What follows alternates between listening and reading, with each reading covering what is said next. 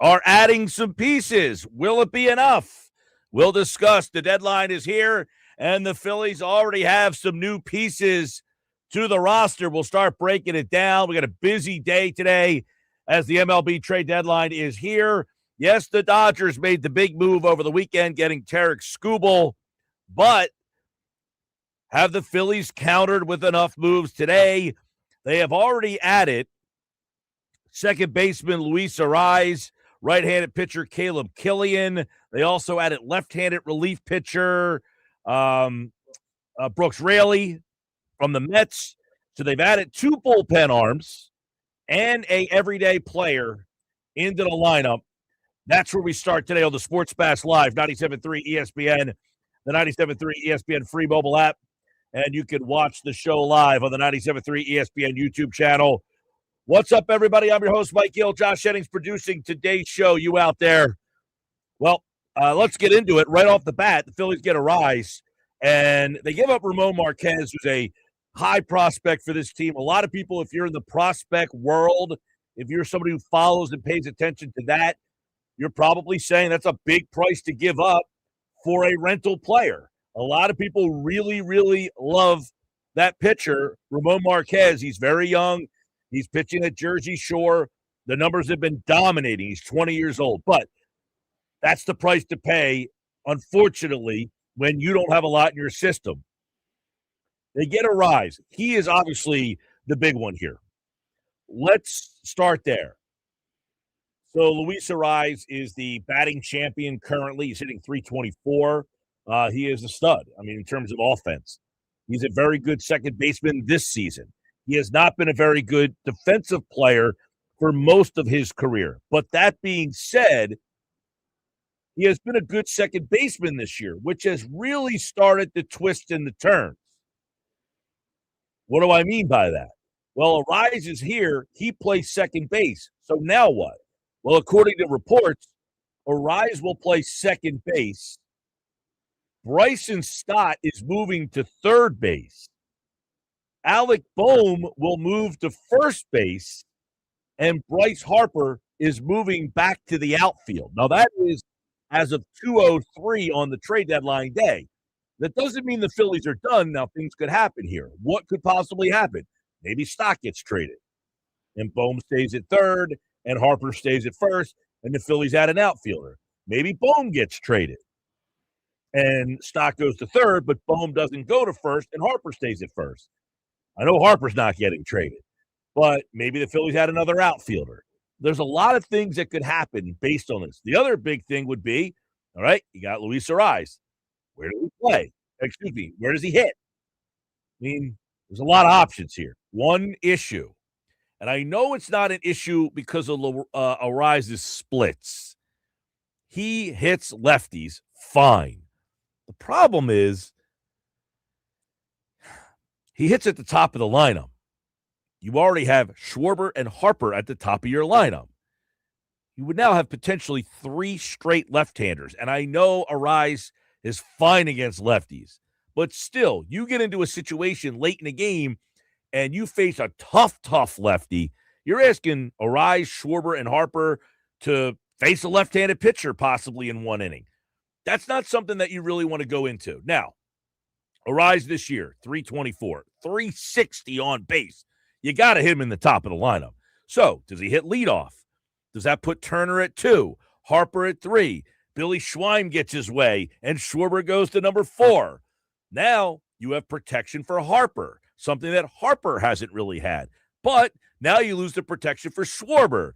There's a lot of moving parts here, but ultimately, I want to hear from you guys out there. 609-403-0973, 609-403-0973. Now, Arráez historically has not been a good second baseman. This year, he has 11 outs above average on defense. That is tied for 8th among MLB second basemen. He is 6th among infielders. So this year, he has been a much better second baseman. So with that, some people have said, why not just move him to first instead of moving everybody around? Arráez says he wants to stay at second base because he's finally got a position that he's kind of settling into. One of the problems with Arráez is why he hasn't been a good infielder in the past is he's played all over the place. Second, first, third. So, yes, he has been much better at second base this season. However, Stott has been very good at second base as well. Some people have asked, why not Stott to short, Turner to the outfield? That's not happening. Turner is not moving to the outfield. Stott has not been as good at short as he has been at second.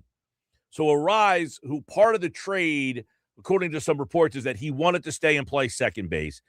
This year, he has been much better at second base than he has been in the past. So I think the Phillies are more willing to leave him at second base, and then now they're moving Stott to a new position. I have no problem with moving these guys all over the place. I really don't. It doesn't bother me at all. I think they'll be fine. I think for the most part that if you can play second, you can go over and play third. I have no problem with moving Harper back to the outfield. He wasn't a very good first baseman anyway. Bohm will now go to first. Bohm is very average at third. He'll go over to first base now, where I'm sure he'll be very average as well. So if you look at what they've done, they've moved a lot of pieces around the diamond defensively. And I know a lot of people are like, I'm a little worried about that. I could care less. I really don't care. Play Arráez at second. If that's where he wants to play, his numbers this year have suggested that he is a much better defensive player this year than he has been in historically, which it is no secret. He has not been a good defensive player in his past. And again, as I said, part of the reason for that has been that he has moved around the diamond so much. He has played a lot of positions that he really is not suited for, just to get his bat in the lineup. When you look at him, historically, I know a lot of people probably remember him playing a lot of first base. Problem with him playing first base is he doesn't have a lot of power. So for him to be a corner infielder, I mean, in his career, he's been in the league for 8 years. He has 40 home runs. So he's not a home run guy. He's not a power guy. So that's why a lot of teams don't like to play him on the corners. He has played second for the most part, but he has played a lot of first base. He has played some third, a little bit of the outfield, not a whole heck of a lot of outfield. 48 games in the outfield in 8 seasons. Most of his games have come at second base, where he is finally starting to settle in to play second base to the point where the Phillies are saying, okay, you want to play second base? We'll put you at second. We'll move Stott to third. Now, the bigger question is where he hits in the lineup. Dave in Smithville says, what a joke, just what the Phillies needed, another left-handed hitter. I agree with what you're saying, Dave, except for this situation. Arráez can hit left-handed pitching. He's fine. So I get it. The only problem with that is there's a difference between hitting left-handed pitching against the Kansas City Royals and facing playoff-level left-handed back-end relievers. That's a little different. What do you look like against high-end left-handed pitching? There's a difference between a high-end left-handed late-inning reliever and some schmuck that pitched for the Reds in the 6th inning. There's a big difference there. So while I totally get that Arraez's splits are fine, nobody wants to say, you know what I really want? I want 3 left-handed hitters back to back to back. So this isn't even about Arráez. Fine. Arráez can hit lefties. He's fine. Harper's hitting 203 against lefties. I mean, Harper's splits are awful against lefties. Brandon Marsh can't hit lefties. Let's call it what it is. He can't hit lefties. So now you're adding another lefty, and it's not that Arráez can't hit the lefties. It's now that where are you putting these lefties? Because you got to try to separate them. Because you don't want Harper, Schwarber, and Marsh being too close to each other now. You could put Arráez probably, I imagine, is he going to hit leadoff here? He has batted all over the place this season. He has hit leadoff 31 times. He has hit second 48 times, and he's batted third 19 times. He's not going to bat third here because Bryce Harper bats third. I imagine, like in the 2-hole, he's hitting 374 with a 425 on base percentage. Leading off, he's only hitting 272 with a 313 on base percentage. So his numbers as the leadoff hitter are way down from his numbers in the number 2 hole. That being said, I would probably try him at the leadoff spot just to separate him and Schwarber and Harper to some extent. The problem is also your number 9 hole hitter is also a left-handed hitter for a lot of the days. So anytime you get the right-handed pitcher out of the game, you're going to now have an extra lefty. While he can hit those left-handed pitchers, the other guys have struggled. You have the worst numbers in baseball against left-handed pitching this year. So this isn't that Arráez can't hit lefties. It's that he just adds another lefty that you have to now try to separate the other guys from each other. So what ends up happening is inevitably 2 of them are going to be scheduled to bat in an inning here. So that's the deal that they've made. And listen, it is a very, very big addition for them offensively for what they lack. What they lack is on-base percentage. He's very good there. Batting average, he's excellent in that position. Slugging percentage, OPS, both pretty good. At this point right now, he's your best pure hitter on the team, not power hitter, obviously. So you're still lacking that right-handed protection behind somebody. So now Harper might get protection if Schwarber hits behind him, but now Schwarber is going to have the boom hitter behind him. So you're kind of still robbing Peter to pay Paul. That being said, the Phillies have also added a left-handed back end of the bullpen guy who would probably take over the late innings now from Jose Alvarado. And they also add a right-handed relief pitcher in Caleb Killian, who big-time strikeout guy. He does have 8 saves this year, and outside of really one bad inning that he's had this year, he has been really, really good. And that kind of shows you how volatile a relief pitcher can be. You have one bad inning, it can really alter your numbers to make you look like you've had a really, really bad year. You look at his numbers, you would say he has not had a really good year, or he's just been average. But it's really, he had one kind of bad inning that really blew up his ERA and his whip. That being said, is he some elite back end of the bullpen pitcher? Not necessarily. So a lot there. That's what's going on. We'll keep our eyes on the deadline. There are some reports that they got some more things happening.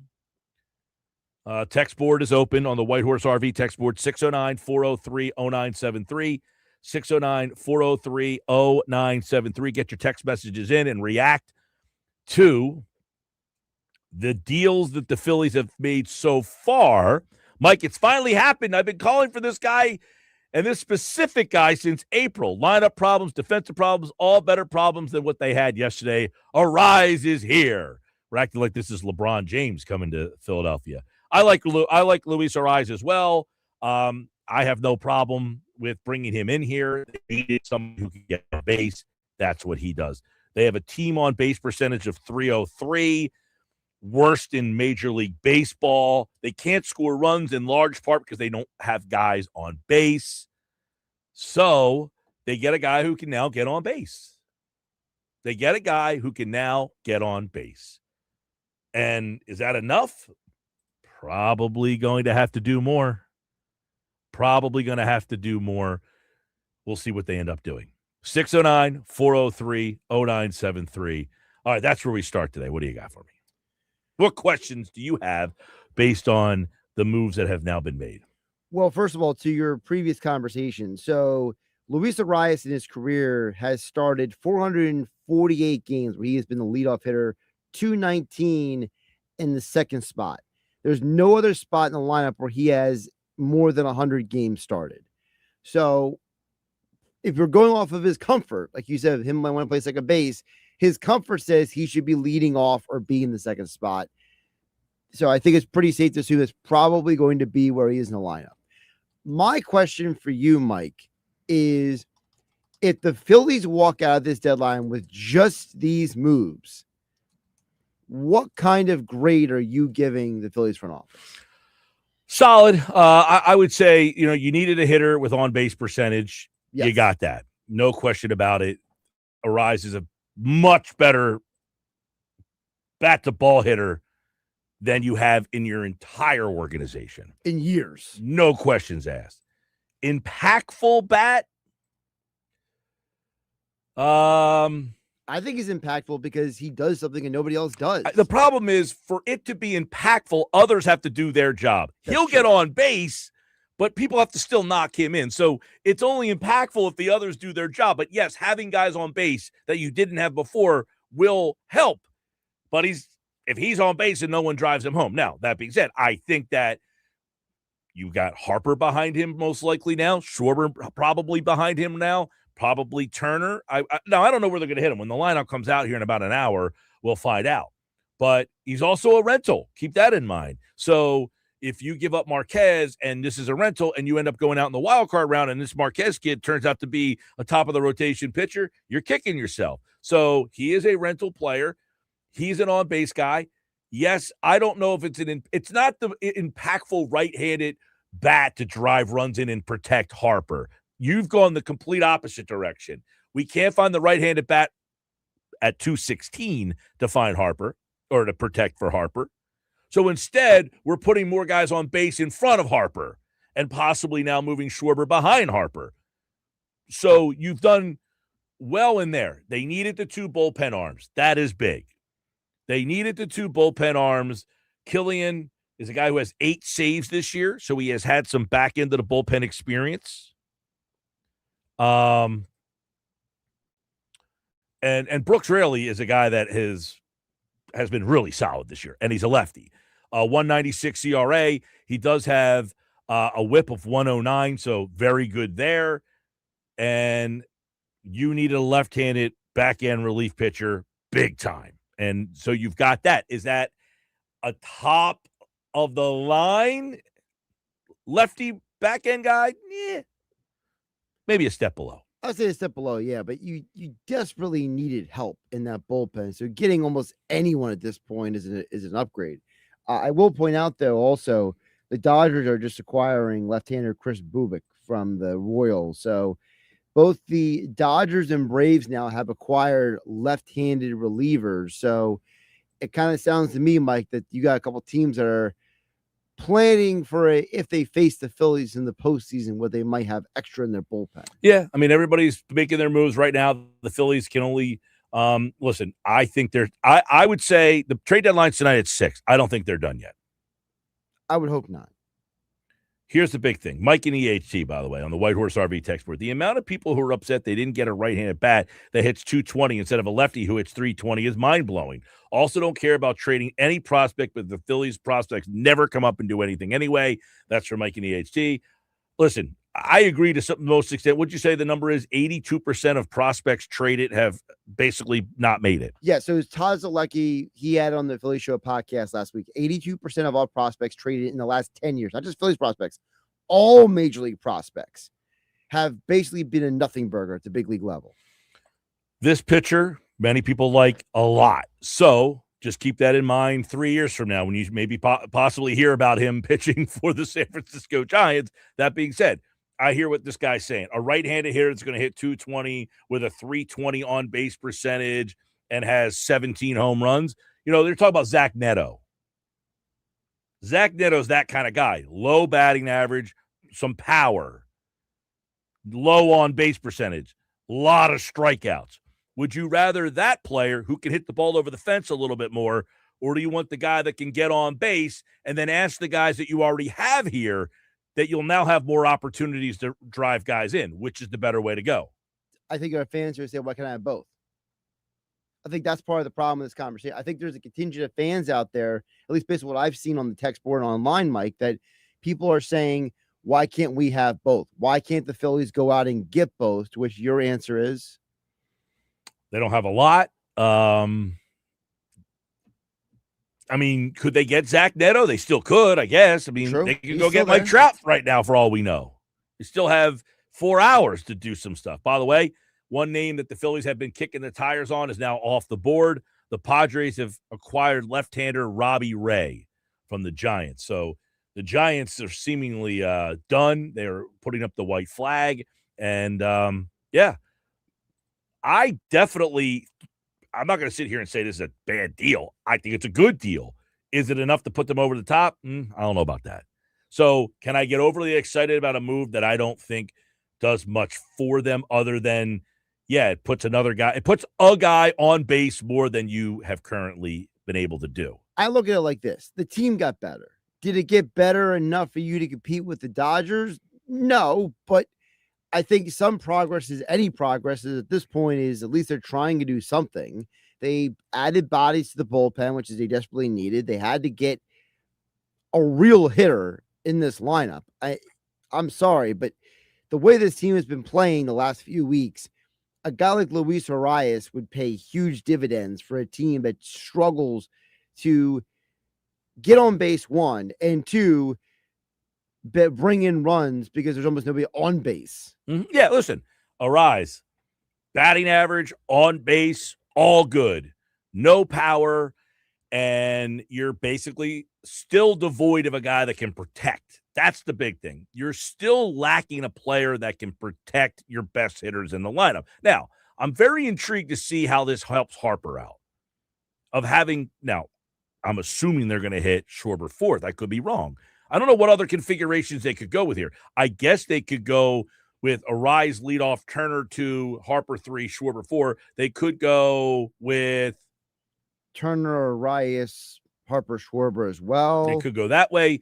I have seen some configurations with Arráez hitting in the 4 hole so that you have those 3 guys and then Arráez hitting behind them. Arráez has 38 starts as a 4 hitter. Yeah, most of his stuff has been in the 2 hole. That's where he has been his best. So if you put him 2, can you go Schwarber 1, him 2, Harper 3, and then Turner 4? Maybe. I mean, Turner is all he seems to do is hit home runs now for whatever reason. Right, exactly. So, remember last year, it was Rob Thompson, I guess, who told him less power, more on base, to which he won the batting title and had a high on base percentage. This year, he's been a total disaster. I mean, let's be honest. Trey Turner has been a disaster this year. All right, 609-403-0973. Some other quick things that are happening. We know that Tarik Skubal's with the Dodgers. Yep. Is all of this conversation for naught anyway? See, I won't say that because the Phillies had a chance to beat the Dodgers at full strength last year if their bullpen didn't implode. So, and by the way, we just faced Skubal a couple weeks ago, and it's not like he completely shut down the Phillies either the whole time. No, they've hit him pretty well, actually. I think twice this year, if memory serves. Looks like Rushman, by the way, is going to Boston. Yep. So that looks like a deal that is going to be happening as well. Don't know what the moves there. Taylor Ward is going to Seattle in a trade with Baltimore. So they go get a right-handed bat. We just said Robbie Ray is going to the Padres, according to Jeff Passan. Joe Adell is going to the Guardians. Joe Adell, another name that has been linked to the Phillies a lot over the last, 5 years. Well, guess along with Mike Trout. Don't forget Mike Trout's name. He's always available. Well, now Joe Adell can go hang out with also former Philly Rhys Hoskins. Yeah. The stat about Arráez, it's unbelievable. He has 21 strikeouts the entire season. I think Trey Turner had more strikeouts in the entire month of July. Yep. It's unbelievable. That's a big thing, too. So Arráez is here. Are the Phillies done? Does it even matter? The Dodgers got Skubal. What do you guys think? Let us know on the White Horse RV text board. 609-403-0973. I am Mike Gill. This is the Sports Bash Live on 97.3 ESPN. This is a big day, trade deadline day. You guys can get involved on the White Horse RV text board. Let us know your thoughts on the trade so far and what else you would like to see the Phillies get. 609-403-0973. It's the Sports Bash with Mike Gill. And I am the voice of the voiceless. On 97.3 ESPN and the 97.3 ESPN free mobile app. For over 135 years, First Bank of Sea Isle City has proudly served Cape May County. With a commitment to maintaining a hometown feel, we provide secure, convenient deposit and loan products every day. We're more than just a bank. We're a trusted community partner, offering personalized banking solutions that make life easier for local families of all ages. First Bank of Sea Isle City, Look for our lighthouse in your neighborhood and discover what makes us different. Member FDIC, Equal Housing Lender. Bottles are filling and payroll's next. Whoa, what the? I'm you with more gusto. What's with the leather jacket? It's kind of my new vibe, which, by the way, switch to Gusto for payroll. Switch? Oh, that's always such a headache. With Gusto, it's effortless. Kind of like looking cool in this jacket. Payroll, benefits, even 401k. Simple. Can I try it on? Gusto? Sure. The jacket? No. Switch to effortless payroll. Choose a future with Gusto. Selling your car? Get to Automotive Avenues, a trusted name at the Jersey Shore. Selling is fast, simple, and worry-free. Just tell them about your car online. Share your VIN and get a guaranteed offer in minutes. A quick call confirms your vehicle's condition with zero pressure and no upfront costs. You get paid fast with pickup scheduled in just a few days. At Automotive Avenues, you're working with a team that genuinely cares. Visit AutoAvNJ.com or stop by 5011 Route 33 in Wall and 573 Delsey Drive in Sewell. Unlock the savings at Boost Mobile and save up to $600 a year. I've been scouting these big carriers for a minute now, and I've seen them pull the same play 1,000 times. They promise you the world, then hit you with a price hike right when the game gets tight. But Boost Mobile, their $25 a month unlimited wireless plan is the most consistent player on the floor. No contracts, no price hikes. Unlock the savings today at boostmobile.com/unlock. Based on average annual single line payment of AT&T, Verizon, and T-Mobile customers compared to 12 months on the Boost Mobile unlimited wireless plan as of January 2026. For full offer details, visit boostmobile.com. Hey guys, it's Mike Gill for Clark's Moving and Storage down in Rio Grande. Let me tell you, we did a huge move not too long ago, and honestly, Clark's did a fantastic job. I mean, really fantastic. They moved all my stuff from my Ventnor place on the shore out to the mainland in EHT. Clark's Moving and Storage, they took care of it all from start to finish. Trust their moving company with the finest in storage and moving services. They're one of the largest companies in the area, and you can trust them. Believe me, they got it all done, moved everything, not a scratch, not a dent, not anything. On time, professional. They really did it all. I felt very comfortable and very confident in their team at Clark's Moving and Storage every step of the way. So do what I did and use Clark's Moving for your big move. Call them today, 609-889-0780, or visit them at clarksmoving.net. Clark's Moving is an authorized agent for Wheaton Worldwide Moving, so they can move you across the country or even around the world. T-Mobile has an exclusive bundle for customers 55 and up. I'm Sarah Bowl. Yeah, I'm Frank Bowl. A reliable network is key for us. And with T-Mobile, it's been wonderful. And going to the 55 plus plan saved us so much money. A lot. And that's important. Trying to keep costs down. The home internet's been perfect. It's fast, it's quick. The setup was so easy, it took less than 15 minutes. It was like, ta-da! If you want simplicity, coverage, reliability, you want the whole package, T-Mobile has it. Right now, T-Mobile customers 55 and up can get 2 phone lines on America's best network, plus America's fastest 5G home internet for just $30 each. $30 per month each line with autopay plus taxes and fees. Minimum age 55. Pricing for home internet rely on 2 lines of Essentials Choice 55. $35 connection charge per line required. Best mobile network and fastest 5G home internet based on analysis by Ookla of Speed Test Intelligence data 2H 2025. All rights reserved. This is a special alert to all Americans who own a vehicle with less than 200,000 miles with an auto warranty about to expire or with no warranty coverage at all. Due to a decline in the economy, CarShield is announcing a low-cost month-to-month vehicle protection plan that is now available to the public to save any driver out-of-pocket expenses on future auto repairs. Call now to find out how you can pay almost nothing for covered auto repairs. Yes, you heard that correctly. Pay almost nothing for covered auto repairs. An open phone line has been established for all drivers to call for a free quick quote. Call 800-923-6829 now. Drivers who are covered will not have to pay for covered repairs again. This protection plan is at an all-time low. Additionally, drivers who activate this vehicle protection today will also receive free roadside assistance, free towing, and car rental options at no additional cost. Call us for your free quick quote today. 800-923-6829. That's 800-923-6829. What do you have to lose? Call 800-923-6829. Again, 800-923-6829. Town Square Media has teamed up with Seize the Deal for incredible offers from some fantastic local businesses. Get this great deal starting Friday at 9 a.m. Get one $50 gift card for just $25 for Yuri's Waterfront Restaurant, a Wildwood dining tradition since 1956. Your entire family will be swept away to the tropics at this affordable family dining destination. Get this great deal starting this Friday at SeizeTheDeal.com. SeizeTheDeal.com. You're listening to the Sports Bash with Mike Gill. And it just keeps getting better. On 97.3 ESPN and the 97.3 ESPN free mobile app. You know, the Phillies could get an outfielder. There are a number of outfield bats on the market right now. They were looking to get, for sure, offense. And in Luis Arráez, that's what they got. The National League leader in batting average right now. A guy who you know is going to get on base 36% of the time. And when you have him ahead of the lineup of Bryce Harper and Kyle Schwarber and Brandon Marsh, it is a very lefty-heavy lineup. So the Phillies have been looking more for right-handed bats. All right, 231 Sports Bash. Yeah, very left-handed hitting lineup. Now, Arráez hits lefties. It's not him that I'm worried about against the lefties. It's everybody else. You're just adding another lefty, and you're like, well, what's the difference if he hits lefties? The problem is you put him in the lineup. That means the lefties have to now back closer together. You know, it's hard to keep them separated. You might be able to separate them by a hitter, but I'm imagining Schwarber and Harper are going to be bunched together, probably Marsh. So now you have three of those guys, plus you've got Stott, plus you've got Crawford on many days. You're just adding another lefty to that lineup. Now, he can hit lefties, but the other guys can't really. Stott has hit lefties this year. I got to give Stott credit.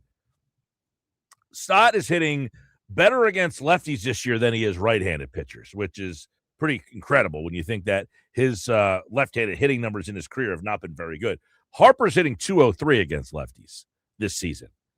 I mean, he's been atrocious against left-handed pitching.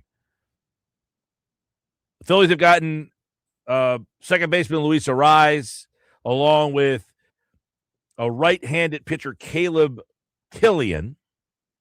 They have also added lefty Brooks Raley from the Mets. Raley is probably the guy that you're going to see more of in terms of high leverage situations. Although I will say Caleb Killian has 8 saves this year. He has pitched in a lot of high leverage situations for the Giants. He's been pretty good for them.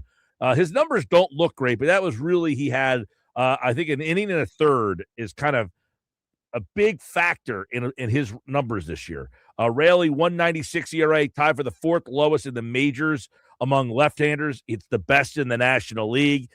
He's been into 45 games this year, 35 scoreless games this season. So they've definitely upgraded the bullpen. Now, I'm interested to see who goes. Who are the two guys that you think are the odd man out of the bullpen? Whoever pitched yesterday, Meza. I think Mays is still there. Who's the one that got the lefty? Backus. Backus is probably going back to the minor leagues at some point. So you need two of these guys. 2 bullpen guys got to go. I mean, Sugar would probably be the other one. Yeah, I mean, just thinking of guys who are like the automatic. Because they didn't trade anybody off the major league roster, which means a third guy is going to have to go off the major league roster. Right. There at least has to be one guy off the major league roster. Rincones. Rincones in the outfield. I would imagine if Harper's going to play right field, Rincones will be gone. Yeah. And they probably will keep Brian De La Cruz. Absolutely. That guy is the only guy that's hitting in the outfield lately. Yeah, and I would imagine Brian De La Cruz now becomes the platoon guy with Marsh in left field. Correct. And now Sosa kind of goes back to being the guy that can play short, second, and third. Yes. You get him back in that role. So I would imagine a role he's more comfortable in. Yeah, I would imagine. By the way, McGarry at 3:30 today. I would imagine you will have Arráez will be at second, Bohm will go to first, Harper will go to the outfield, Stott's go to third, Turner will be at short. Now, some people have asked why not Stott at short, Turner to the outfield. It's not happening. Stott is just an okay shortstop, too. He's not as good at short that he is at second. I mean, he was the shortstop on the team that won the National League Championship a few years ago, so it's not like he can't do it. No, I think he could. I think he's an upgrade over Turner, no question, but he's not a great third he's not a great shortstop. He's a solid. He just makes the plays. Well, considering Trey Turner leads all shortstops in Major League Baseball in errors. Oh, listen, Turner's an abomination at short. He's terrible. Eduardo Perez earlier on SportsCenter gave his theories about what the Phillies should do defensively. Take a listen. Really interesting because with Philadelphia, as soon as Arraez got traded, everybody started speculating, okay, does that mean Bryce Harper goes to the outfield? Alec Bohm goes to first base, and Stock goes to third? A lot of moving pieces. Or do they just go with Stott to shortstop and move Turner to the outfield, who struggled defensively? And that way, Arraez, who's been like the most improved infielder in all of baseball under the tutelage of Ron Washington, now gets to go to second base in Philly. Mm-hmm. Yeah, I don't think that's going to happen. I don't think they're going to move Turner off shortstop. Do you? I'm conflicted because on one hand, I think the Phillies organization is proven to be very stubborn in the way they run things.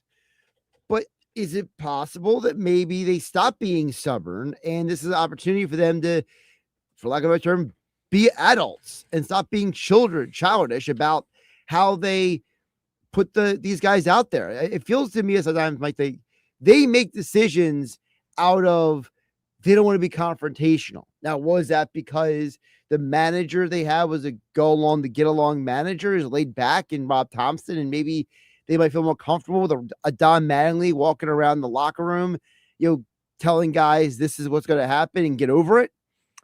I just don't see a scenario where they tell Trey Turner, making $300 million, you're moving to the outfield. But they're willing to move Bryce Harper to the outfield.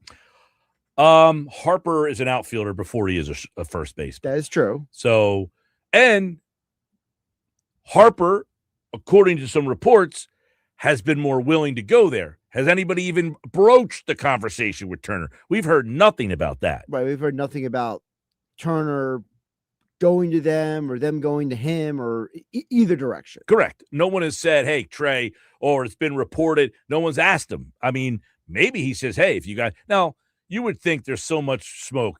Maybe he even addressed it. Like, hey, if the team needed me to, I'd be willing to go there. No one's even asked him to my understanding. Right. Has anybody, not that I know of now. Right. Has anybody even asked him, hey, would you be willing to go play the outfield if the team asked you? I don't think anybody's even asked him. I don't think that's going to happen. The only thing I know about was it was in spring training. I think it was last year. They asked him about like his long-term. I got to look it up what he said, but he said something about like they asked about long-term at shortstop, basically. Let me pull up the actual quote so I don't misquote it. But I don't see that happening here because the moving parts part of this has a lot of people kind of scratching their head that you're bringing in a second baseman. You're moving your second baseman to third. You're moving your third baseman, your third. This isn't like the offensive line, though, where you need to have that continuity with the guy next to you and the center kind of. I do think that we're making a bigger deal out of all the moving parts than reality would suggest. I think that these are professionals. They will be fine in their roles. Now, the only guy is Stott, who has not played a lot of third base. That said, he had not played a lot of second base. He went over there, and he was outstanding. If you're a good defensive player, generally you're a good defensive player. It's a technique, getting out in front of the ball, when you mix the throw, following your throw, squaring your shoulders, all that stuff. I think Stott will be a fine third baseman. So I found the quote from Turner. This was from last year. So let's remember the year, right? He said, Turner acknowledged to The Athletic that he has heard the noise regarding his defense and his errors, but has stated that he has remained focused on trusting his preparation and proving the skeptics wrong at shortstop. Yeah. I mean, last year he did play better at shortstop. However, unfortunately, this year he's been an abomination at shortstop. I do believe that he could go play left field right now and be fine. I mean, of the three outfield positions, he has played center. Now, is he going to be a great center fielder? I don't know. I don't really remember him playing a whole heck of a lot. He only played about 50 games for the Nationals 10 years ago. So am I going to stick him in center field? Probably not. generally right field, you don't want to put the new guy out in right field, okay? Right field, the ball comes off the bat a little bit different. Left field is kind of the easier of the two. You go to left field, the ball doesn't have the crazy, curving off the bat or anything. Plus, he doesn't have a great arm, Trey Turner. So right field is generally for the guy with the better arm. I think Turner profiles better in left field than he does in right field. That being said, I don't see it happening. Now, what is interesting is, I don't know if you saw this a couple days ago, Scott Lauber wrote in the Philly Inquirer. He sat down, he had a one-on-one with Bobby Dickerson, the infield coach. So I want to read you the quote from Bobby Dickerson, because I can't find audio of this. It must have just been like a one-on-one, kind of thing. But Dickerson told Lauber, quote, "Right now, Trey Turner's in a bad place. That puts us all in a bad place, really. He's just in a place where he's searching and he's too internal with his thought process. The ball's put in play and he's thinking more about what to do with his body than engaging with the ball. You can see he's a step late, not as aggressive, not as decisive." So it's a guy who's lost confidence playing the position because he knows he's making a play, waiting for his next mistake. Now, that being said, he made a SportsCenter top 10 play on Saturday night. Yeah. I thought the part where he says, Dickerson says, quote, that Trey Turner puts us all in a bad place. Really?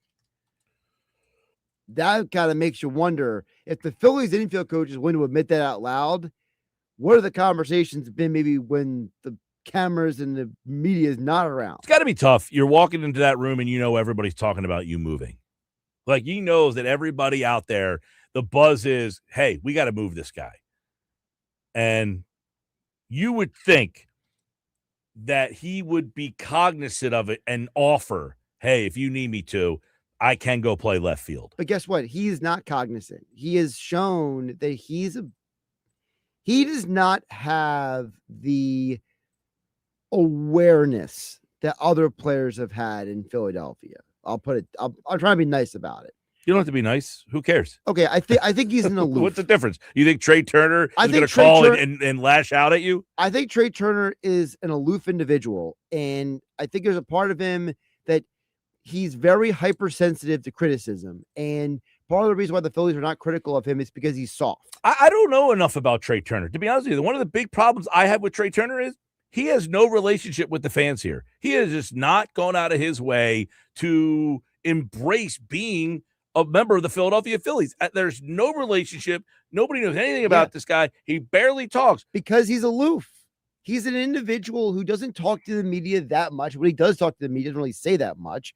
He's not engaging. There's nothing about his personality or his See, I don't look at him as aloof. I just look at him as very introverted. He just doesn't want the limelight. He just doesn't want the spotlight. He just doesn't want to talk. And he just tries to stay out of it. He doesn't want to say anything. I don't look at him as an aloof guy.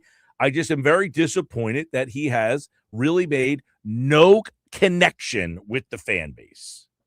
And you're at a time right now where he has declined as a player in the field, and there's no question. He's also declined as a player at the plate. Now, he has come around a little bit here in the last, month or so? Yeah, but the last couple of weeks. But most of those hits are like dingers. He's hitting home runs. He's hitting That's okay. bombs.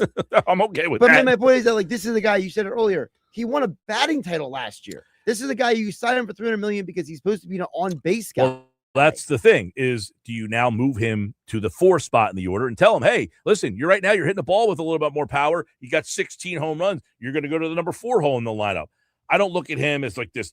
We think of this number 4 hole hitter like you're thinking back like Mike Schmidt in 1985. That guy doesn't really exist anymore, that big power guy. So now you have a guy who's right-handed that hits with a little bit of pop. I mean, by the end of the year, Trey Turner might have 25 home runs. So do you say to him, you're going to go hit behind?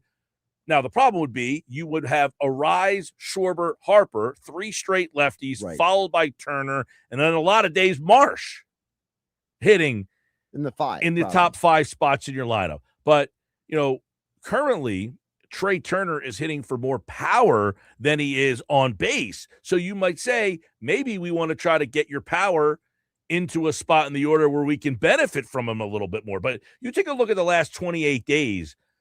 for Trey Turner. He's hitting .310 with a .366 on base. He's got 6 homers and 12 RBIs. He's actually on a pretty good streak right now. Maybe the Phillies can take advantage of that. Sports Bash Live, 97.3 ESPN, the 97.3 ESPN free mobile app. And don't forget, you can watch the show live on the 97.3 ESPN YouTube channel. A lot of ways you can get on board. YouTube, at 973 ESPN on YouTube, at Mike Gill Show.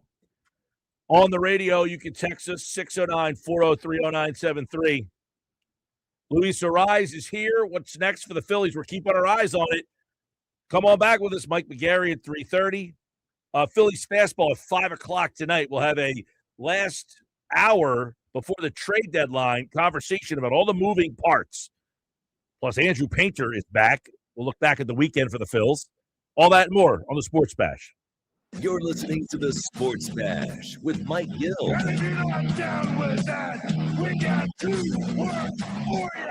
97.3 ESPN and the 97.3 ESPN free mobile app.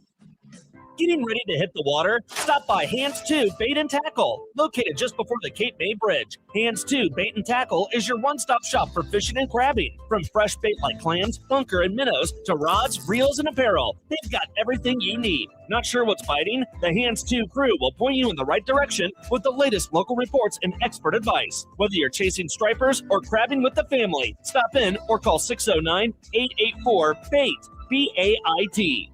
Hey, Mom. Now that I have an after-school job, I think I want to buy a drum kit. Okay, Rockstar. Let's look at your account. When kids start making money, Chase has easy-to-use tools and expert bankers to help them learn how to manage it. And next month, I'll buy the bass drum and the cymbals. Oh, and maybe some noise-canceling headphones for you. Aw, you've thought of everything. Help kids save, budget, and build financial independence, all with Chase. That's good for kids and good for parents. Visit your local Chase branch and get started. Account subject to approval. J.P. Morgan Chase Bank, N.A. member FDIC. Hey, John, why so glum? I just got let go. The company's downsizing. This is the 3rd time in the last 2 years. I'm done with this. Have you thought about My Computer Career? I've heard they can train you for a career in IT in just a few months, including cybersecurity and the basics of AI. And you don't need prior training or experience. Now that's a recession-resistant career. Wow, thanks. I'll check them out. Go to mycomputercareer.edu and take the free career evaluation. mycomputercareer.edu, an Elite CompTIA certification partner. Financial aid is available to those who qualify, including VA benefits. Whether you're behind the wheel or on a bike, safety starts with following the law. New Jersey bicyclists riding at night must use a white front light and red rear light visible from 600 feet away. Drivers, remember the safe passing law. Give at least 4 feet when passing people walking or biking, or slow down until it's safe. Share the road, save a life. A message from the New Jersey Division of Highway Traffic and Safety and Cross County Connection. Learn more at driveless.com. This is the story of the one who keeps multiple buildings running smoothly day after day. Plumbing that flows, HVAC that hums, cleaning supplies that keep surfaces sparkling. That's why she counts on Grainger. With easy reordering online and 24/7 support, Grainger helps her keep the products she needs on hand. So shelves stay stocked and buildings stay ready. Call 1-800-GRAINGER, click Grainger.com, or just stop by. Grainger, for the ones who get it done. Hey, it's Mike Gill. Every day, the branch's outreach is on the move. They're recovering fresh food from local grocery stores before it goes to waste and bringing meals and essential supplies to communities all across Cape May County. They're stopping families and connecting people with advocacy, case management, and resources that can change lives. Last year alone, the branch's outreach served nearly 14,000 warm meals, provided more than 6,400 pantry distributions, and helped more than 15,000 family members put food on the table. But all of that depends on one thing: getting there. That's why the branches has launched the Road Ahead campaign to purchase a new outreach van that will help recover more food, expand outreach, and bring essential resources to even more people across Cape May County. Whether you're a year-round resident or enjoying everything Cape May County has to offer this summer, you can help keep this mission moving. Visit thebranchesoutreach.org and support the Road Ahead campaign today. Help keep the branches moving. Today, we tip our wrench to Rock Auto customer Jeremy. I've been a rockauto.com customer for over 15 years, and now even my kids order their parts there. Prices are always far lower than the local auto parts store. Selection is massive, and the site makes it unbelievably easy to find exactly what we need. Every order shows up fast, and the quality is always top tier. RockAuto.com has earned my trust for life, and I highly recommend them. All the parts your car will ever need, Rock Auto. Veterans and active duty service members, when your call to service ends, your mission doesn't have to. Go from GI to IT in just a few months at My Computer Career. Prepare for a high-demand career in cybersecurity, protecting people, systems, and institutions from real cyber threats. Cyber warriors are needed now. Will you answer the call? Go to mycomputercareer.edu/CWP to learn more. That's mycomputercareer.edu/CWP. An elite CompTIA certification partner. VA education benefits are available to those who qualify. When adventure is calling, turn to the experts at Whitehorse RV Center. For over 50 years, families and adventurers have trusted Whitehorse RV to find industry top brands and the floor plans that fit every lifestyle. From travel trailers with bunk beds and outside kitchens to motorhomes and destination trailers. Whether you're hitting the open road or planning a local campground getaway, it's about experience, selection, and people who care. See why generations have answered the call with Whitehorse RV Center, because your RV adventure starts here. You're listening to The Sports Bash with Mike Gill on 97.3 ESPN and the free mobile app. All right, 251 Sports Bash Live, 97.3 ESPN. Do you remember these events happen on this day, August the 3rd? Ready? Here we go. Let's do this. August 3rd, 2022, Nick Castellanos gets a go-ahead 2-run home run in the late innings against the Braves to secure a big win for the Phillies as they begin their National League run to the pennant in 2022. Nick Castellanos, where are you, man? Did anybody pick him up? Nah. Nope. One of the few times Castellanos earned his paycheck. He had a good run in the playoffs in the Brave series in 2020. I said one of the few times that he earned his paycheck. On this day, August 3rd, 2024, Merrill Reese receives the Pro Football Hall of Fame honored. He was honored in Canton, Ohio for the Pro Football Hall of Fame's Pete Rozelle Radio Television Award for his nearly 5 decades. This is his 50th season coming up. Did you know that? That's amazing. Good for him. I can't even imagine anybody else calling an Eagles game. I don't know who would. It's like Dan Baker. I can't imagine anybody else. And Lou Nolan doing the Flyers. Those guys are so synonymous. Now, Matt Cord retired. Will he come back and do the Sixers this year? They might have to. Wait, what do you throw more money at him? I don't know. How does that even work? Oh, I mean, what do you mean? How does it work? I mean, how do you convince a guy who's mentally said I'm done to do it again? Say, do you want to come back? Got LeBron James here and Jaylen Brown. That might be a fun year for you. That's how you do it. This isn't a rocket science here. Hey, we're going to have a fun year this year. Do you want to come back and be the voice of that? He probably says, you know what? Yeah, why not? Before, he was probably like all of us. Why do I want to keep doing this? I was doing it for 30 years or however long. But Lou Nolan, Dan Baker, those two guys, so synonymous with the teams. But Merrill Reese as the radio guy, Lou Nolan is, of course, the in-house PA guy, and Dan Baker is the in-stadium PA guy for the Phillies, Lou Nolan for the Flyers, Matt Cord for the Sixers. I don't even know the Eagles guy's name. He's so not memorable. I don't know. It used to be Dan Baker. They got rid of him. Right. Yeah. Which of the Philly radio guys, though? You got Fransky. Yep. You got Tim Saunders. You've got Merrill Reese, and you got Tom McGinnis. I mean, all four are pretty darn good. You could argue Philadelphia is the best four.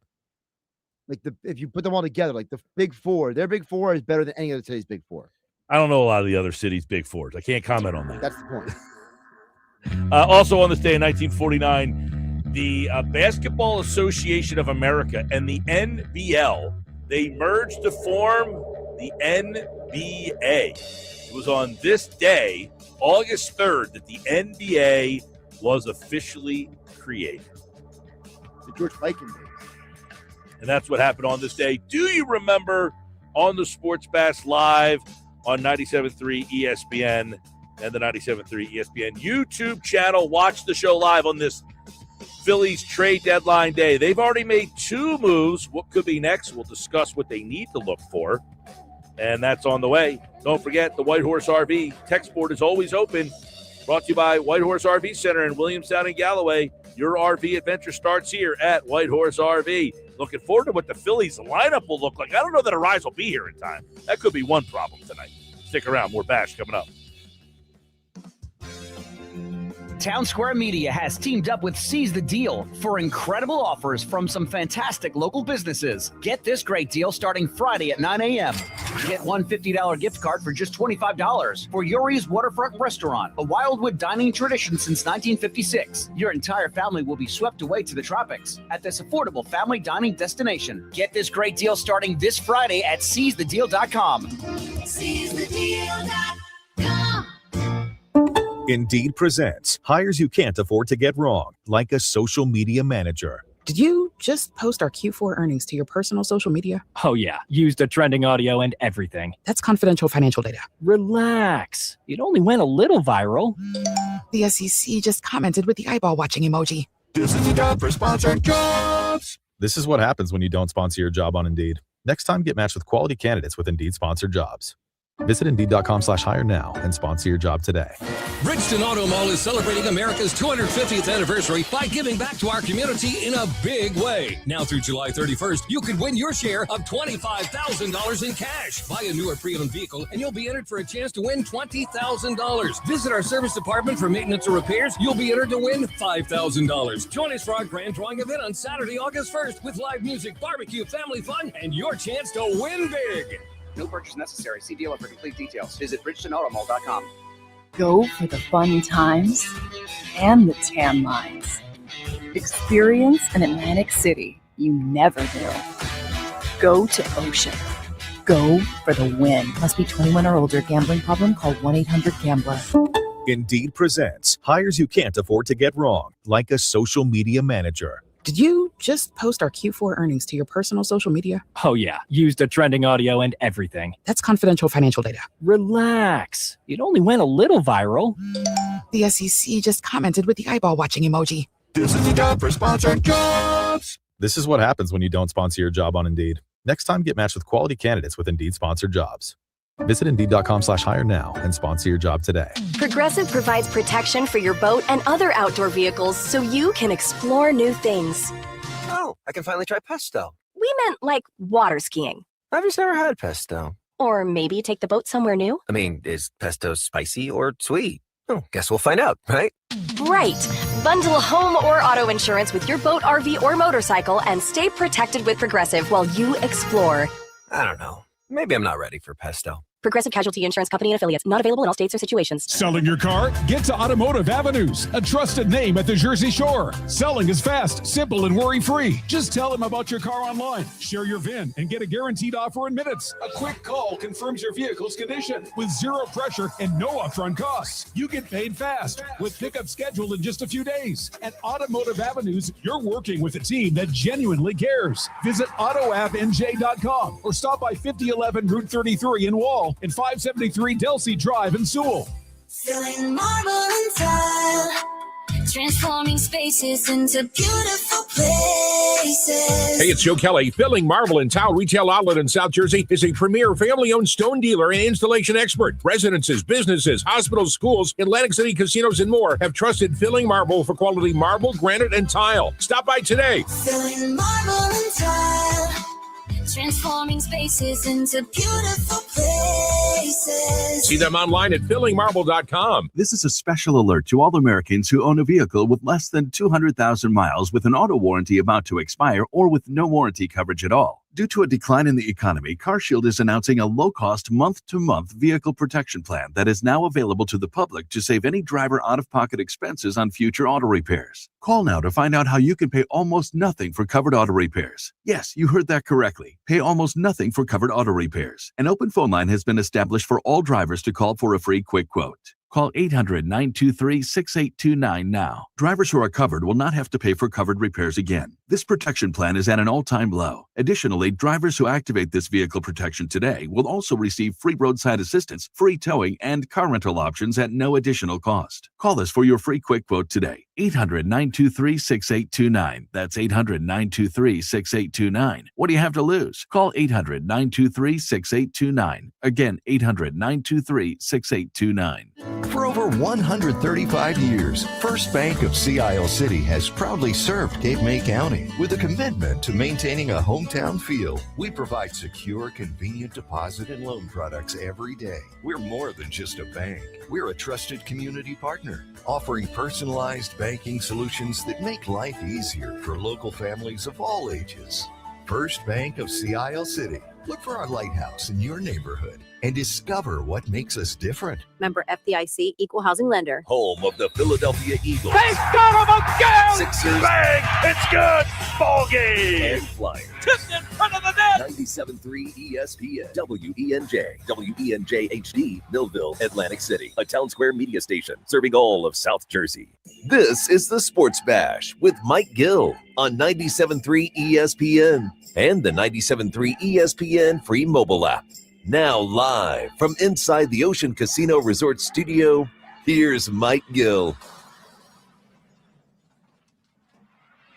All right, 3 o'clock hour trade deadline day brought to you by Broadley's Plumbing, Heating, and Air Conditioning, trusted source for heating, plumbing, service, and installation. Call 609-390-3907. Mike Gill in the Sports Bash with you.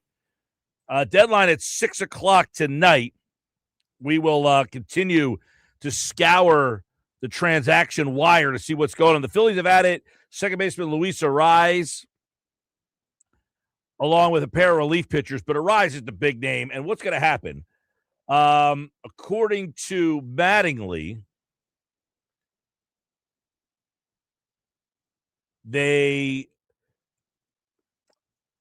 let's see, the Phillies lineup is out, by the way, and Arráez is not here. So the Phillies lineup, as always, is brought to you by Chachi's 13th floor at Rafici's, now open.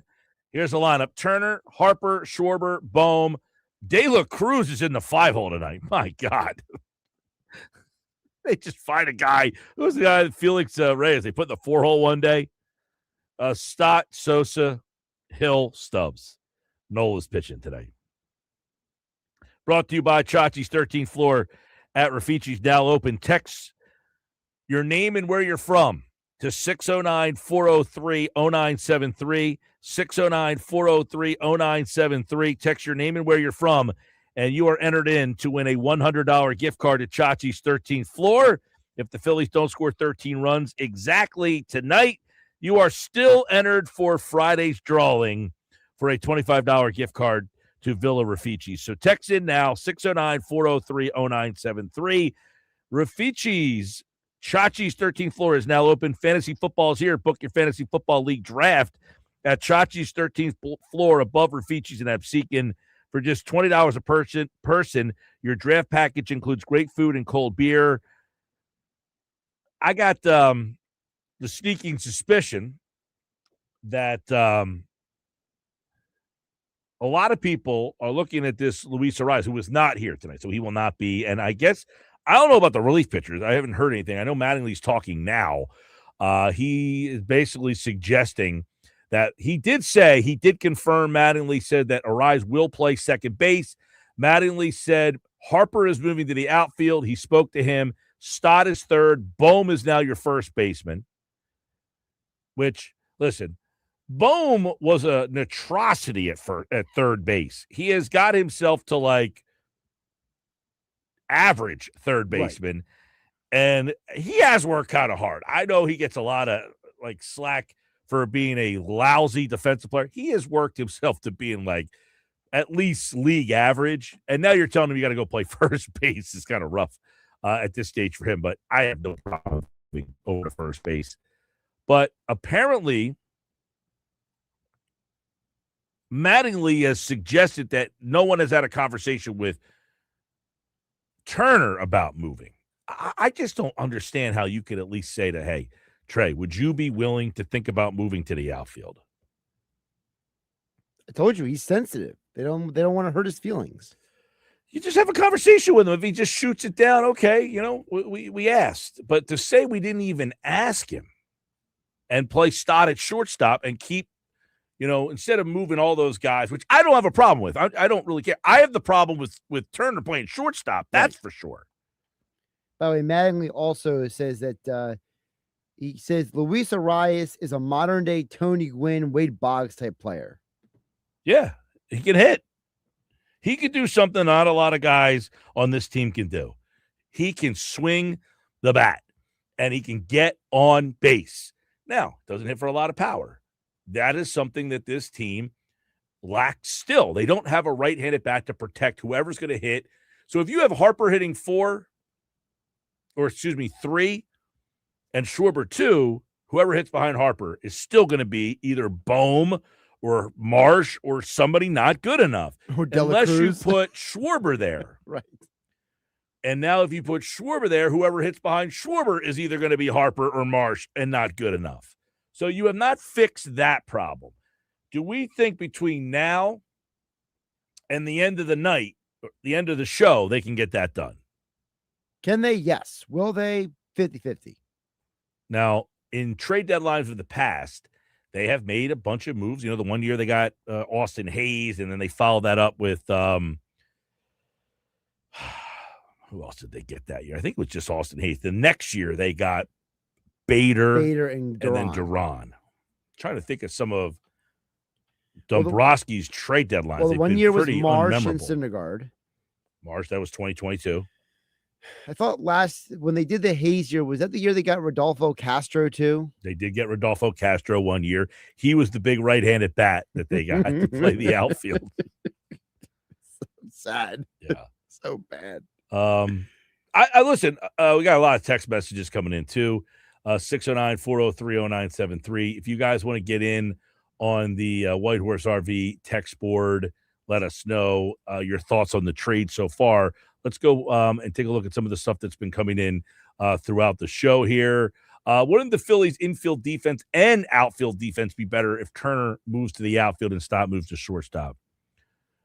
Sight unseen of Turner to the outfield, I would think so. I would think Turner would be a fine outfielder. If he played left field, I would think he would be a fine left fielder. I think he would be at worst average, if not an above average outfielder, because for what he is an athletic player. He's not like he's a stiff. Yeah, if you stuck him out in left field, he's got plenty of speed. One reason that I don't want to see him play right field, he doesn't have a great arm. Right field's a tougher outfield spot to kind of get used to if you haven't been out there before. Left field is generally the easier of the two because of the way the bat comes off the bat from lefties. And if a right-hander hits one out, if a lefty hits one out to left field, it usually is like a line drive, like right at you, as opposed to a ball hit to the right fielder. It kind of tails away from you a little bit. So right field is a little bit more difficult to get reads on the ball. So I would put him in left field, and I have no problem with that. Now, if you sat him down and said, look, we're moving you to the outfield, you pick. You pick where you want to go. And I would listen to him. If he said, I'll play center, okay, fine. You're going to center field. If he says, I'll play left, okay, fine. You're going to left. Right. You don't have to go home, but you can't stay here. Right. Exactly. You can't play short. Pick another spot. Pick anywhere but shortstop. Anywhere. Go. Well, I said the other day before they got Arráez, you could pick. Do you want to play second? Do you want to play left? Or do you want to play center? Now, you can ask him if he wants to play right. I can't imagine he would say he wants to play right field. But pick any spot on the field. You want to play second, third, left, center, or right. Anywhere but short. Let me know because we're gonna make the move. Don Mattingly did in fact say that the plan is that Mattingly said Harper's willingness to move to the outfield was the key to the trade. So does that say anything to you and everybody out there that Harper? So Mattingly said multiple times Harper was the key to this move, that he was willing to go to the outfield. So does that suggest that Harper thinks that Arráez is a difference maker? Well, I think it says that he's willing to say, yeah, I will move for that guy. I think it says, one, Bryce Harper's more of a team player than Trey Turner is, number one. And number two, I think, yes, he does think that Luis Arráez is that big of an impact player. And then maybe we're not giving it the weight that we should. All right, so this is what Matt Gelb wrote earlier today. The Phillies, according to team sources, have several avenues they can now take. They could move Bryson Stott to third, bump Alec Bohm to first, return Harper to right. Harper said last week he was willing to move back to the outfield if needed. But there are other scenarios through those sources. The Phillies could do less rearranging by keeping Harper at first, moving only Stott to third, and look to move Bohm in a trade later today. They could also keep Harper and Bohm on the infield corners, send Stott to the outfield, an option the club has discussed internally. I mean, sure, Stott probably could play left field, probably as well, if not better than Turner can. But I mean, it doesn't fix the whole issue with Turner is not, except for the fact that he can't field good. He's not a good fielder at shortstop. He keeps committing errors, whether the analytics fully say it or not. All of our eyeballs say that this guy has an issue.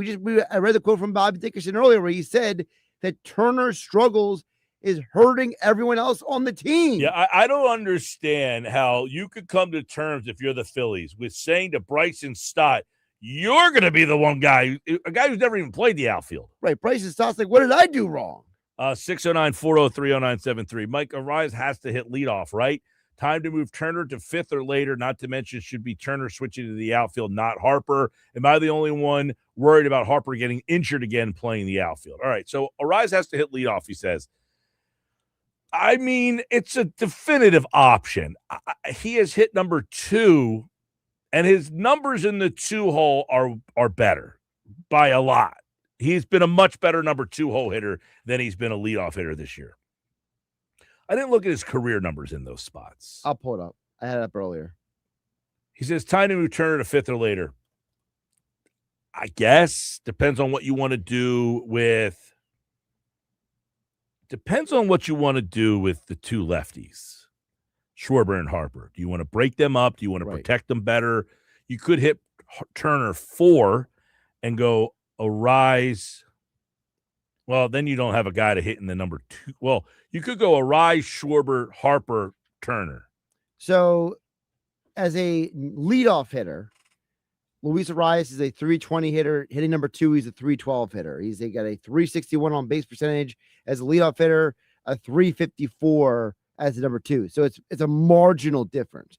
The only major difference between him as a leadoff hitter versus number 2 hitter, he does have significantly more walks as a leadoff hitter than number 2 hitter. So let's hear what former Major League Baseball pitcher Ryan Dempster had to say about why pitchers might look at this move as a very good one for the Phillies. The grind of the at-bat. This is one thing I know as a pitcher. When you had to face a really tough at-bat, whether that was a guy before the big guys or the guy after, somewhere in that 2 to 4 or 5 spot, right? These guys wear you down. Can you imagine him hitting before Schwarber? So he has an 8, 9, 10 pitch at bat, gets a base hit. Now Kyle comes up and boom, you get the mistake because you've fatigued me as a pitcher. You've worn me down a little bit. I think it's at times a little bit of a lost art. And I think he's a guy that provides that to this lineup. So I never heard that bite from Dempster, but I figured that that's the direction he was going to go, is that Arraez never strikes out. And he fouls a lot of pitches off. He's a pain in the ass. He'll beat it foul, kind of foul pitches off. He doesn't like that, but it could be close to the strike zone, so he just flicks it down the foul, fouls it out of play just to get it out of there. And that means the guys behind him in the lineup are now getting a chance to see all these extra pitches. And by the way, you saw this on Saturday night with Bryson Stott. Stott had that at bat where he had those 9 pitch at bat. It was after that 9 pitch at bat when the Phillies offense exploded. So you literally saw in a very small moment an example of what a Luis Arraez type at bat can do for a lineup. Yeah, and that's why I'm kind of conflicted on whether he should hit leadoff or the number 2 spot in the year. They're the only 2 spots I can right now feel like that I could see him hitting in on this team. Again, 1 or 2. Those are the 2 that he has the most experience at. He has 448 games started as a leadoff hitter, 219 as a number 2 hitter. Every other position in the lineup, every other spot in the lineup, I should say, he has no more than 68 games at. So he literally has 70% of his career as a 1 or 2 hitter. Yeah, so I would say that he's going to hit 1 or 2 here. The question is how you stack up everything behind. Now, I'm watching that Mattingly spoke today, and Mike McGarry, by the way, is there talking to him. He's going to talk to us in about 15 minutes. I'm wondering if anybody asked Mattingly, I haven't seen anybody tweet this out yet, where they plan on hitting Arráez. I don't see that out there yet of where they feel like Arráez could end up hitting in this lineup. Leadoff or 2 would be the 2 spots that I would imagine. And then the other thing would end up being if he hits leadoff, then who hits 2, Schwarber or Turner? If he hits 2, and I imagine Turner, now you could go with Schwarber back in the leadoff spot and go Schwarber, Arráez, Harper. But again, you've got 3 lefties in a row. The big difference is Arráez hits lefties pretty well. Do you just throw it out the window that you have 3 lefties back to back to back, knowing that he hits lefties pretty well? Does that bother anybody? I think for the Phillies, just getting him at the top of the lineup got to be the key, and whatever configuration you got to do around it, it doesn't matter at this point because you need to focus on the reality that you're going to be facing more right-handed pitchers than lefties.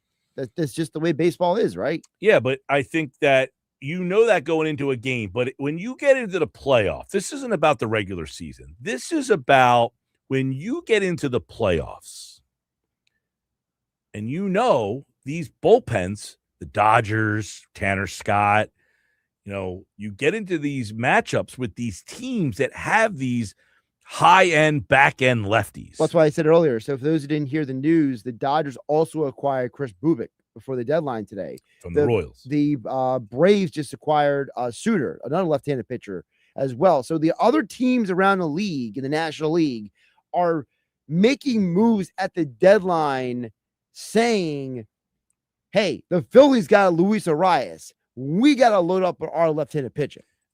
And forget having Arráez on the team. You're saying if we get matched up with the Phillies, they've got Schwarber, they've got Harper, and they've got Marsh. We have to get more guys that can neutralize them because why? They're the only 3 guys they got for the most part. So I would also ask this question. The Yankees traded for Luis Garcia yesterday. Yes. It's a right-handed hitter with a ton of power, right? Yes. But he plays he's a left-handed hitter, that plays first base is what I meant. He's a left-handed hitter, but he plays first base. Would you have rather the power guy? Because he's got a good batting average. He's a guy who hits for average and power, but you're adding another lefty. My problem with adding a guy like Garcia is that he doesn't have the track record that Arráez He does not. To me, I like Arráez the fact that he's been doing it the way he's been doing it for long enough that you know what you're getting. When I saw that, I was like, another left-handed bat, but hits for power, plays first base, could move Harper back to the outfield. The one thing is, as you mentioned, he doesn't have the same track record, and his numbers against lefties this year are not very good. But my buddy was asking me, too, he's not a fan of Harper playing first base. So he's like, if you would have got Garcia, you could have moved Harper to the outfield. And I reacted to him is he hits left-handed, and the question comes back to, would you rather the guy that can hit the ball over the fence, or do you want the guy that can get on base? And the Phillies, to me, need both of them, but it's almost more that they need a guy to get on base because they have the 2 guys that can hit the ball over the fence. They needed someone in front of those 2 guys that can get on base. Well, and that's part of what Kevin Millar was explaining earlier today on MLB Network about, and maybe this will convince some people, that why Luis Arráez makes the Phillies lineup that much better than maybe people realize. Arráez makes any lineup better because it's a different scene. We're not talking launch angle. We're not talking exit velo. We're talking about a 2-time batting title champion. And we're talking about a tough at bat. Can you hit good pitching? Can you make contact? Putting the ball in play, man, is a lost art, right? It's not just about grabbing a 27-degree launch angle and seeing if we can just turn through and look at this and stay right. Go grind. And I think that's what Luis does is he grinds at the plate. He's able to set things up. He's able to sit back on the baseball and feed stuff to left field and set tables for big boys. And we know they got some big boys that line up with the Phillies. And that's why I do like Arráez is that you need this type of hitter. You don't have this type of hitter. By the way, Jeff Kerr tweeted this out a couple moments ago. Don Mattingly was asked about any consideration of moving Trey Turner from shortstop. Quote, 0. None. Zippo. So there you go. Anybody who was wondering. That's malpractice. Like that by the Phillies to be that tone deaf and say, yeah, we don't think about moving a guy who leads all shortstops in baseball in errors off of shortstop. Like, you can't say it's 0. That's embarrassing. That basically is like saying, hey, Mike, there's somebody at let's say a car mechanic. There's this one car mechanic who always messes up oil changes, but we have 0 interest in ever taking that guy off of the oil mechanic, the oil change assignment. Like, how in your right mind do you say that? Yeah, that to me is pretty egregious to not acknowledge that, hey, the guy struggles there. Maybe that's a way that we could have helped things here and fixed this team. Like, my answer would have been if I was Don Mattingly, and Don Mattingly being a former player, he could have said something to the point of, listen, we understand that Trey Turner's had a rough year. He's not been playing at his best every night, but we still have confidence in him at shortstop moving forward. Like, that's how you answer that question. You don't just say 0. When you say 0, what you're doing is you're saying Mike Gill on the Sports Bash and every other person who watches the Phillies, what you're viewing, it doesn't matter. Yeah. I also feel like, and this is kind of minimal, to be honest with you, but today, if I'm the Phillies, I just rip the Band-Aid off and Sosa plays second, Stott plays third, Harper goes to right. Start it now. What am I waiting for? Well, that's why some people are wondering, is there one more move to be made? And that's why they're not. Well, if there's one more move to be made, Harper's in the Bohm's in the lineup today. Right. The lineup is out. Correct. So if there's one more move to be made, you got a lineup already set. Normally, if you're trading someone, they sit the day out so they don't get hurt the day before or something like that. But would he already be in the lineup today? I could be wrong. But if I'm Don Mattingly and the Phillies today, I'm saying, okay, we're starting now. Harper, you're playing right field. De La Cruz, you're going to left. Stott, you're going to third. Boom, you're going to first. The only guy that's changing would be Sosa, instead of playing left field today, would play second base. Right. And get everybody ready to play their new positions. Right. Exactly. That to me is something that's like, dude, this team doesn't want to rip the Band-Aid off. Which is more perplexing, them not trying the new lineup starting today, or Don Mattingly saying they've had 0 conversation about moving? Which one is more mind-boggling for you? The Turner thing, definitely. It is a little frustrating that you can continue to hurt the team defensively, but have no consideration to say, hey, you know what? That might be an idea that gets us better. Sports Bash Live. And, of course, the lineup brought to you by Chachi's 13th floor at Rafici's. Now open is your fantasy football season.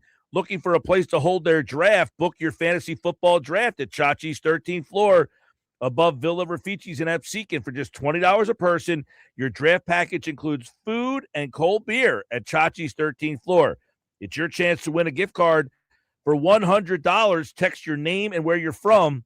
And if the Phillies scored exactly 13 runs in the game tonight, we'll select a winner tomorrow on the show. If the Phillies do not score 13 runs, don't worry. You are still entered for Friday's show, where we will pick a person that will win a $25 gift card to Villa Raffici. So text it now, 609-490-4569. 403-0973. See if the Phillies can put up a 13 spot tonight for the people out there and win someone a $100 gift card. But, hey, I've been to Chachi's 13th floor. I got to look at the new place. Great spot for a fantasy football draft. I can tell you that much. Great spot. It's a really cool place. All right, more Sports Bash on the way. Coming up, Mike McGarry from the Press of Atlantic City, pressofac.com. He just got wrapped up talking to Don Mattingly. What are some of his key takeaways? Find out next. You're listening to the Sports Bash with Mike Gill. Never thought this radio stunt would catch on so big. On 97.3 ESPN. For over 135 years, First Bank of Sea Isle City has proudly served Cape May County. With a commitment to maintaining a hometown feel, we provide secure, convenient deposit and loan products every day. We're more than just a bank. We're a trusted community partner, offering personalized banking solutions that make life easier for local families of all ages. First Bank of Sea Isle City. Look for our lighthouse in your neighborhood and discover what makes us different. Member FDIC, Equal Housing Lender. Hop in a John Deere Gator XUV for a day's work. Let's see what's on the to-do list. There goes the tree and the fence. Not a problem, because you've got a cargo box filled with solutions, up to 4,000 pounds of towing capacity, and you're ready to roll. The power's out! Here we go again. The Gator XUV, built for every kind of workday. Learn more at johndeere.com/Gator XUV. Nothing runs like a deer. You have the choice. Whether it's dining out, grabbing takeout, planning a fun night out, or spending the day with family, those choices help put money right back into your community. And Town Square Media South Jersey is proud to spotlight great local businesses like Serene Custard and Mini Golf in Vineland, delicious homemade custard, and a fun 18-hole mini golf experience the whole family will love. Perched in the heart of Atlantic City's University District, Birdcage is the ultimate destination for great food, killer cocktails, and good vibes. Yuri's Waterfront Restaurant has been a Wildwood dining tradition since 1956. Your entire family will be swept away to the tropics at this affordable family dining destination. Chico & Sons in Northfield, voted #1 sub shop in South Jersey year after year. ChicoandSons.com. When your family's ready for fun, visit the Range on 9 for golf, batting cages, mini golf, ice cream, and more. Learn more at therangeon9.com. That's therangeon9.com. Thank you for supporting these great local businesses from Town Square Media, South Jersey. This is the story of the one who keeps multiple buildings running smoothly day after day. Plumbing that flows, HVAC that hums, cleaning supplies that keep surfaces sparkling. That's why she counts on Grainger. With easy reordering online and 24/7 support, Grainger helps her keep the products she needs on hand. So shelves stay stocked and buildings stay ready. Call 1-800-GRAINGER, click Grainger.com, or just stop by. Grainger, for the ones who get it done.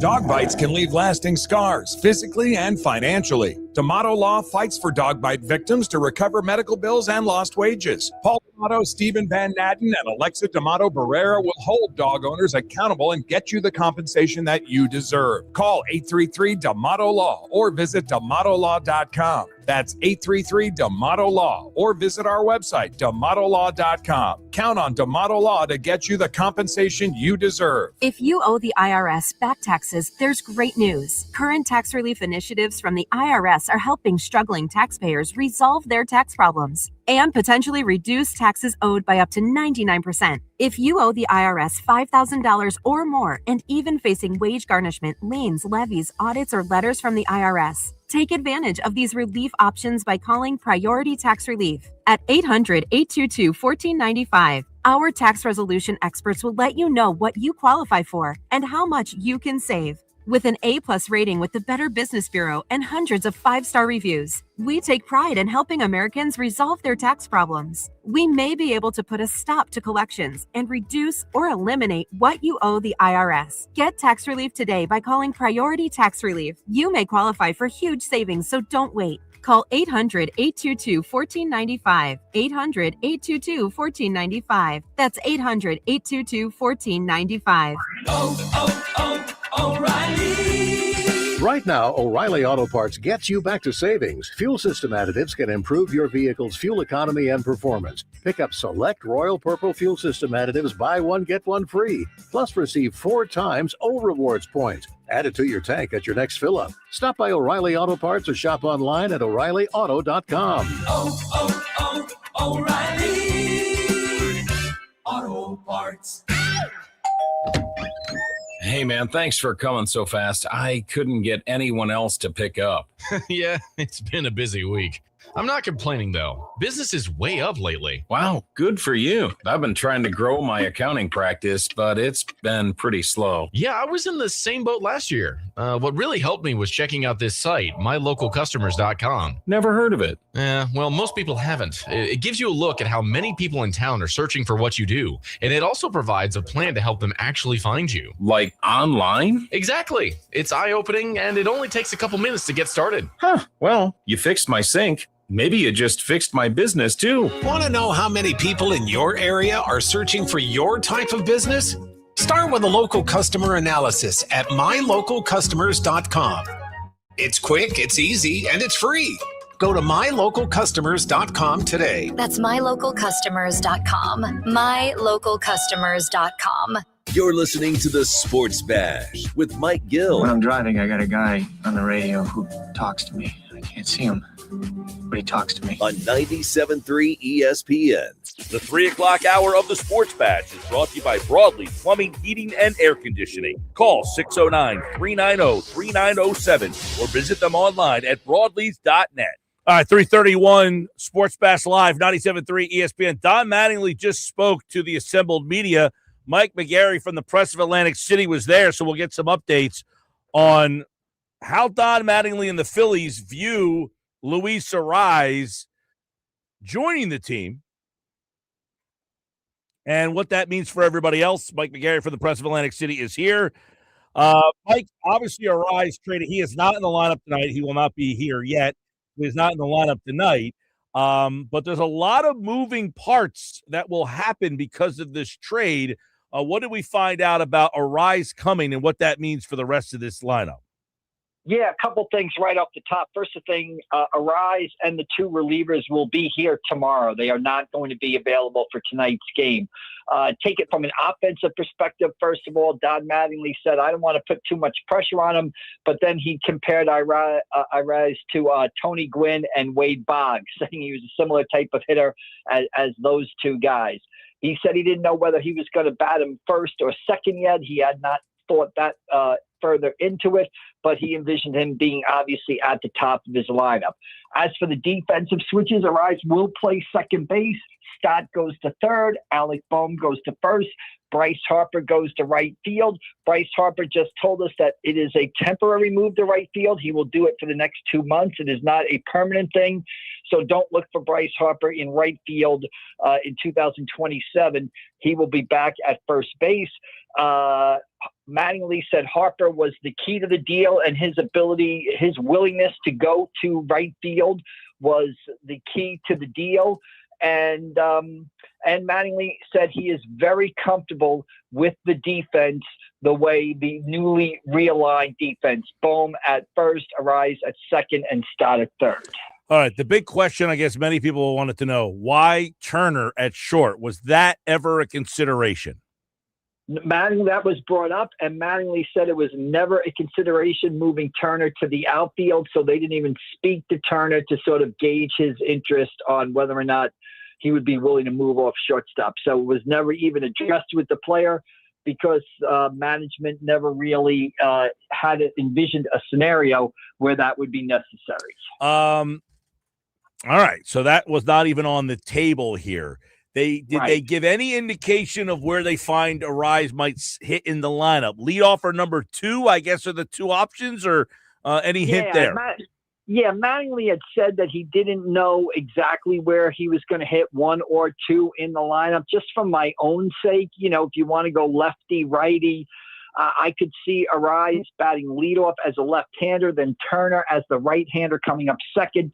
Then you move into, Harper and Schwarber with lefties batting third and fourth. If you hit Turner batting leadoff, then you've got 3 lefties in a row there. Arraez really, hits both sides of the plate. He hits righties and lefties just about equally well, but I don't think you want to stack 3 lefties together and maybe 4 lefties together if you put Brandon Marsh in the 5 spot. So to me, Mattingly did not specify it, but to me, it makes sense for Arraez to bat leadoff and put the right-handed Turner batting second. Yeah, I know a lot of talk about adding another lefty. Now, his splits against lefties have been very good.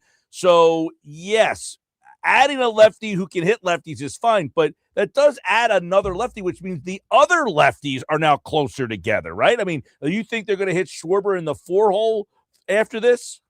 Yeah, I would put Schwarber in the 4-hole, and then, Mike, you could break it up, right? You could put, especially with Brandon Marsh kind of not as hot as he was in the first half of the season. After Schwarber, you can mix and match at that point. You can go Bohm 5th, Marsh 6th.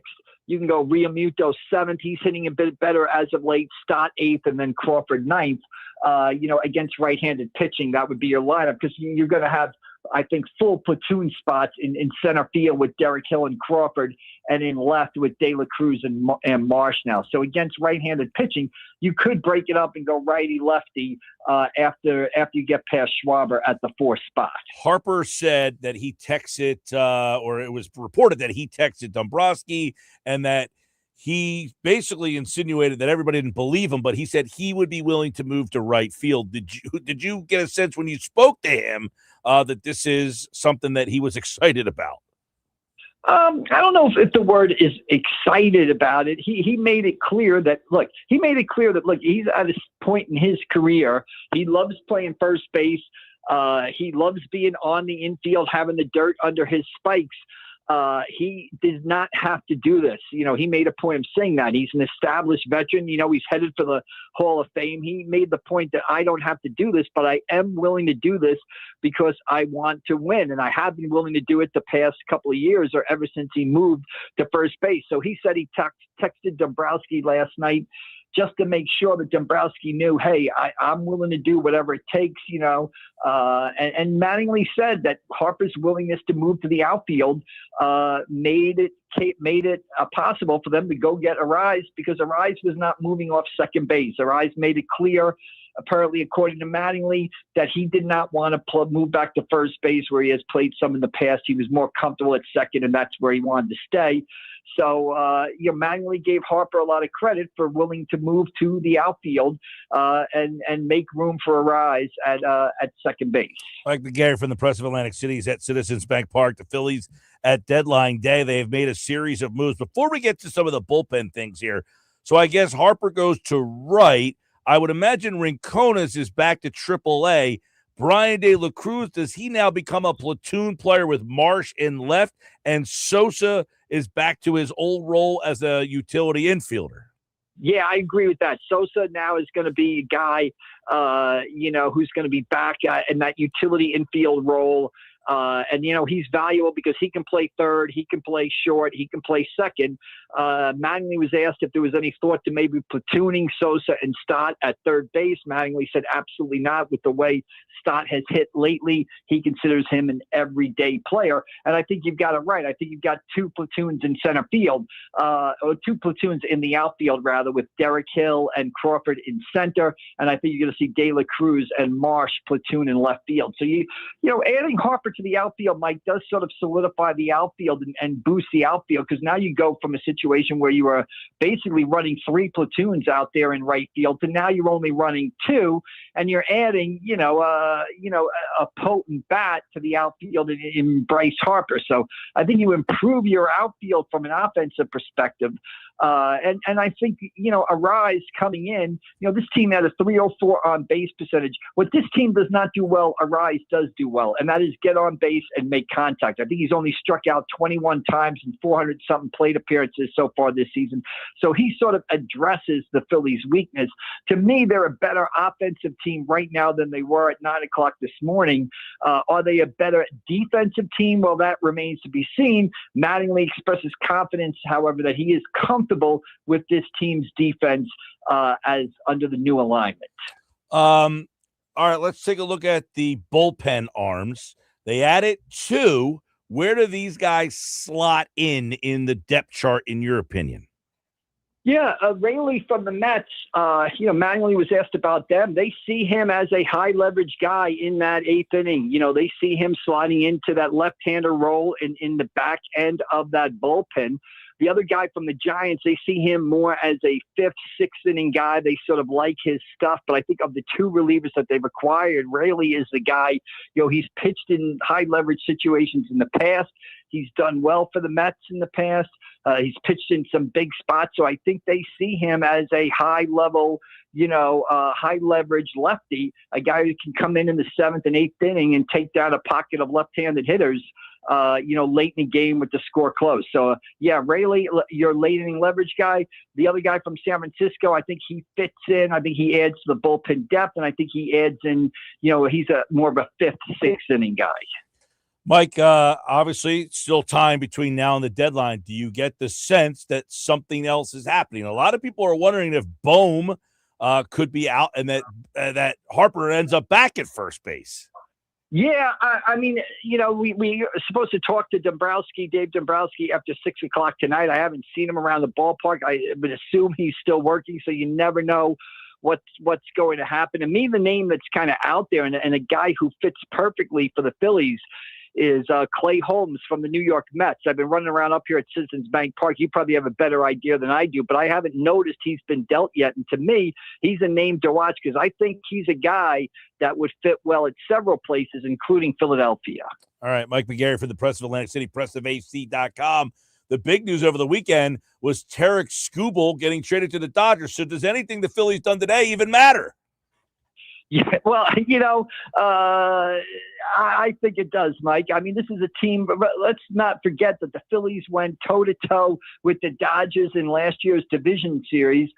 Short series, anything can happen. And I think if the Phillies get in, and I think that might be a big if, they can play with anybody because of the talent at the top of their rotation in Sanchez, Wheeler, and Luzardo. The Phillies are almost built for the postseason. I think they'd be more dangerous in the postseason than in the regular season. The problem is they've got to get to the postseason first. So if they get in, they have a chance to go on a run because of the talent at the top of the rotation. They're probably one of the few teams where you could put Sanchez versus Skubal out there. You could put Wheeler versus Glasnow out there. You could put Blake Snell versus Luzardo out there. And the Phillies would have a fighting chance. So, but again, they're built for the postseason, but you got to get there first. What do you think of the Arráez deal? Was this the right type of player? I mean, we've been talking about a right-handed bat to hit behind Harper. They got a left-handed bat to hit in front of Harper. Yeah, I mean, I think it addresses a weakness. Obviously, I'd rather have that right-handed guy who can hit 25 home runs in the lineup, sort of maybe put him between Harper and Schwarber. I think that's, if you had your dream scenario, that's the guy you want. I'm not so sure that guy was out there, but in Arráez, you get a guy who addresses this team's problems.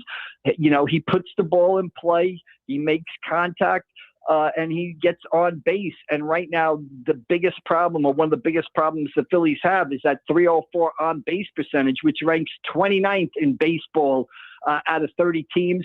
And as far as strikeouts, I think the Phillies rank 24th as far as, strikeouts too in baseball. So those are two issues that have kind of been addressed here with Arráez. And he's almost like a throwback to the kind of players that were around when I was a kid. He is in that Rod Carew, Tony Gwynn, Wade Boggs, Pete Rose single hitter mode. This type of player doesn't really exist all that much in baseball anymore, but he is a throwback, and he does he is effective in categories where the Phillies are not. Yeah, and one thing is, you mentioned he wants to stay at second base. He's had a good year defensively at second. He has never been viewed as a very good defensive player, in large part because he's played second, he's played first, he's played third, he's played outfield. He's never really got to settle into a spot. But you're moving Stott from second, who's done a nice job there. You're moving him to third. Any worry about all these moving parts?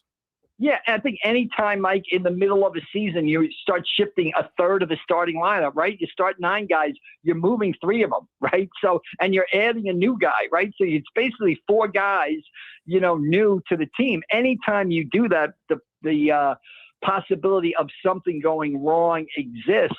For example, Mattingly said that Harper is going to have to ease into playing right field, and we kind of asked Harper what that meant, and that meant he's not going to not play out there. In fact, he said he expects to be out there tomorrow night when Arráez arrives.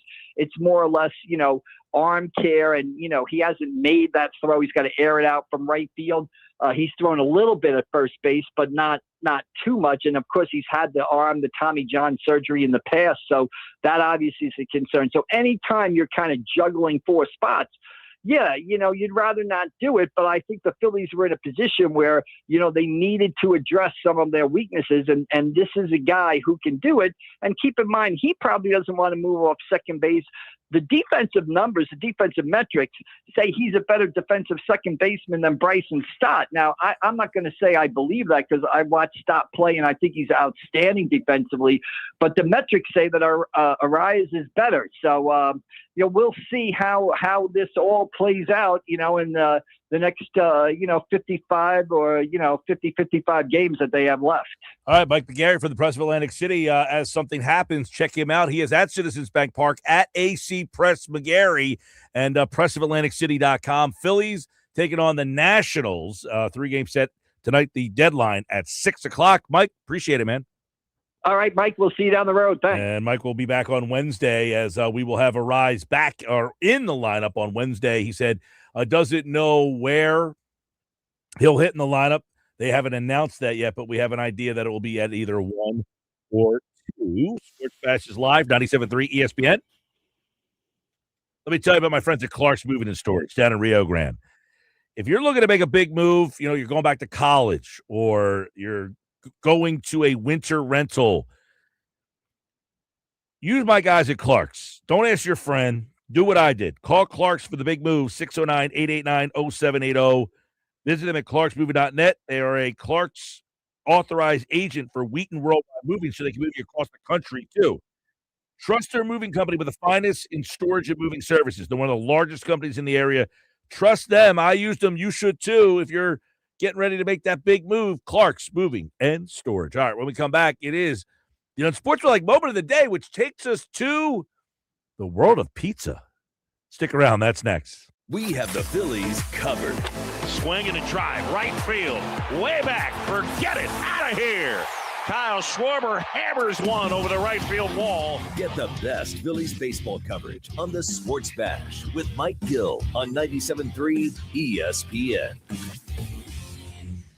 Sebastian Maniscalco, live. Well, some people do Venmo. Maybe you went out to dinner before the show. Somebody paid, and then the rest of the group said, no, we'll Venmo you later. No, you pay me. No, right? You can leave here tonight and wrap yourself around a tree. Where does that leave me?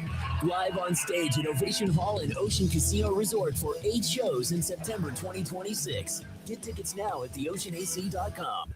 This is a special alert to all Americans who own a vehicle with less than 200,000 miles with an auto warranty about to expire or with no warranty coverage at all. Due to a decline in the economy, CarShield is announcing a low-cost month-to-month vehicle protection plan that is now available to the public to save any driver out-of-pocket expenses on future auto repairs. Call now to find out how you can pay almost nothing for covered auto repairs. Yes, you heard that correctly. Pay almost nothing for covered auto repairs. An open phone line has been established for all drivers to call for a free quick quote. Call 800-923-6829 now. Drivers who are covered will not have to pay for covered repairs again. This protection plan is at an all-time low. Additionally, drivers who activate this vehicle protection today will also receive free roadside assistance, free towing, and car rental options at no additional cost. Call us for your free quick quote today. 800-923-6829. That's 800-923-6829. What do you have to lose? Call 800-923-6829. Again, 800-923-6829. There he is, Mr. Big Time Capital One Bank guy. Mom, please. Well, look at this Capital One Cafe. I just might move in. Or just drop by. Capital One Cafes are open 7 days a week. I could put my spoon collection right here by the ATM. Yes. Wow, you weren't kidding, Mom. I never kid about the spoon collection, son. Oh, hey, what's that thing you always say? There's no fees or minimums on Capital One checking accounts. No, the other one. What's in your wallet? Oh, that's my boy. Terms apply. Visit CapitalOne.com/bank guide for details. Capital One and name member FDIC. Selling your car? Get to Automotive Avenues, a trusted name at the Jersey Shore. Selling is fast, simple, and worry-free. Just tell them about your car online. Share your VIN and get a guaranteed offer in minutes. A quick call confirms your vehicle's condition with zero pressure and no upfront costs. You get paid fast with pickup scheduled in just a few days. At Automotive Avenues, you're working with a team that genuinely cares. Visit AutoAppNJ.com or stop by 5011 Route 33 in Wall and 573 Delsey Drive in Sewell. This is the story of the one. As a maintenance engineer at a beverage manufacturing plant, he starts his day knowing every line is ready to run because Grainger delivers the industrial-grade products he needs to keep mixers, conveyors, and packaging equipment moving. With Grainger's vast selection of bearings, belts, and motors, he keeps operations running smoothly, so nothing grinds to a halt. Call 1-800-GRAINGER, click Grainger.com, or just stop by. Grainger, for the ones who get it done. You have the choice. Whether it's dining out, grabbing takeout, planning a fun night out, or spending the day with family, these choices help put money right back into your community. And Town Square Media South Jersey is proud to spotlight great local businesses. Boathouse Restaurant and Marina Deck in Wildwood, specializing in fresh seafood, steaks, and sunsets. Kingpin, known as one of the top bowling centers in the Atlantic City area. Guests can enjoy bowling, arcade games, pool tables, and a full-service grill and bar all in one place. Mamma Mia's Ristorante, serving authentic Italian dishes made from scratch for over 40 years, with locations in Marmora and Egg Harbor Township, where every meal feels like home. Serene Custard and Mini Golf in Vineland. Delicious homemade custard and a fun mini golf 18-hole experience the whole family will love. Island Grill in Ocean City. It's the area's go-to restaurant for fresh catch, local seafood with a laid-back beach vibe. Thank you for supporting these great local businesses from Town Square Media, South Jersey. That pallet of pavers collecting dust, the beginnings of a garden, those stray fence posts. Are you haunted by half-finished projects on your land? John Deere is here to say, not anymore. Our compact tractors allow you to swap implements easily, and they're backed by the nation's largest dealer network. You always had the right idea, and with the right tools, those projects can get finished for good. Nothing runs like a Deere. Learn more at johndeere.com/compact tractors. Bridgeton Auto Mall is celebrating America's 250th anniversary by giving back to our community in a big way. Now through July 31st, you could win your share of $25,000 in cash. Buy a new or pre-owned vehicle, and you'll be entered for a chance to win $20,000. Visit our service department for maintenance or repairs. You'll be entered to win $5,000. Join us for our grand drawing event on Saturday, August 1st with live music, barbecue, family fun, and your chance to win big. No purchase necessary. See dealer for complete details. Visit BridgetonAutomall.com. It's the Sports Bash with Mike Gill. Do I have everybody's attention now? On 97.3 ESPN and 97.3 ESPN free mobile app. The 3 o'clock hour of the Sports Bash is brought to you by Broadly Plumbing, Heating, and Air Conditioning. Call 609-390-3907 or visit them online at broadly.net. New York pizza is just way better than New Haven pizza, and it's actually not that close. Like, I was walking around there and I had a couple different slices and was just like, yeah, no, this is just not as good.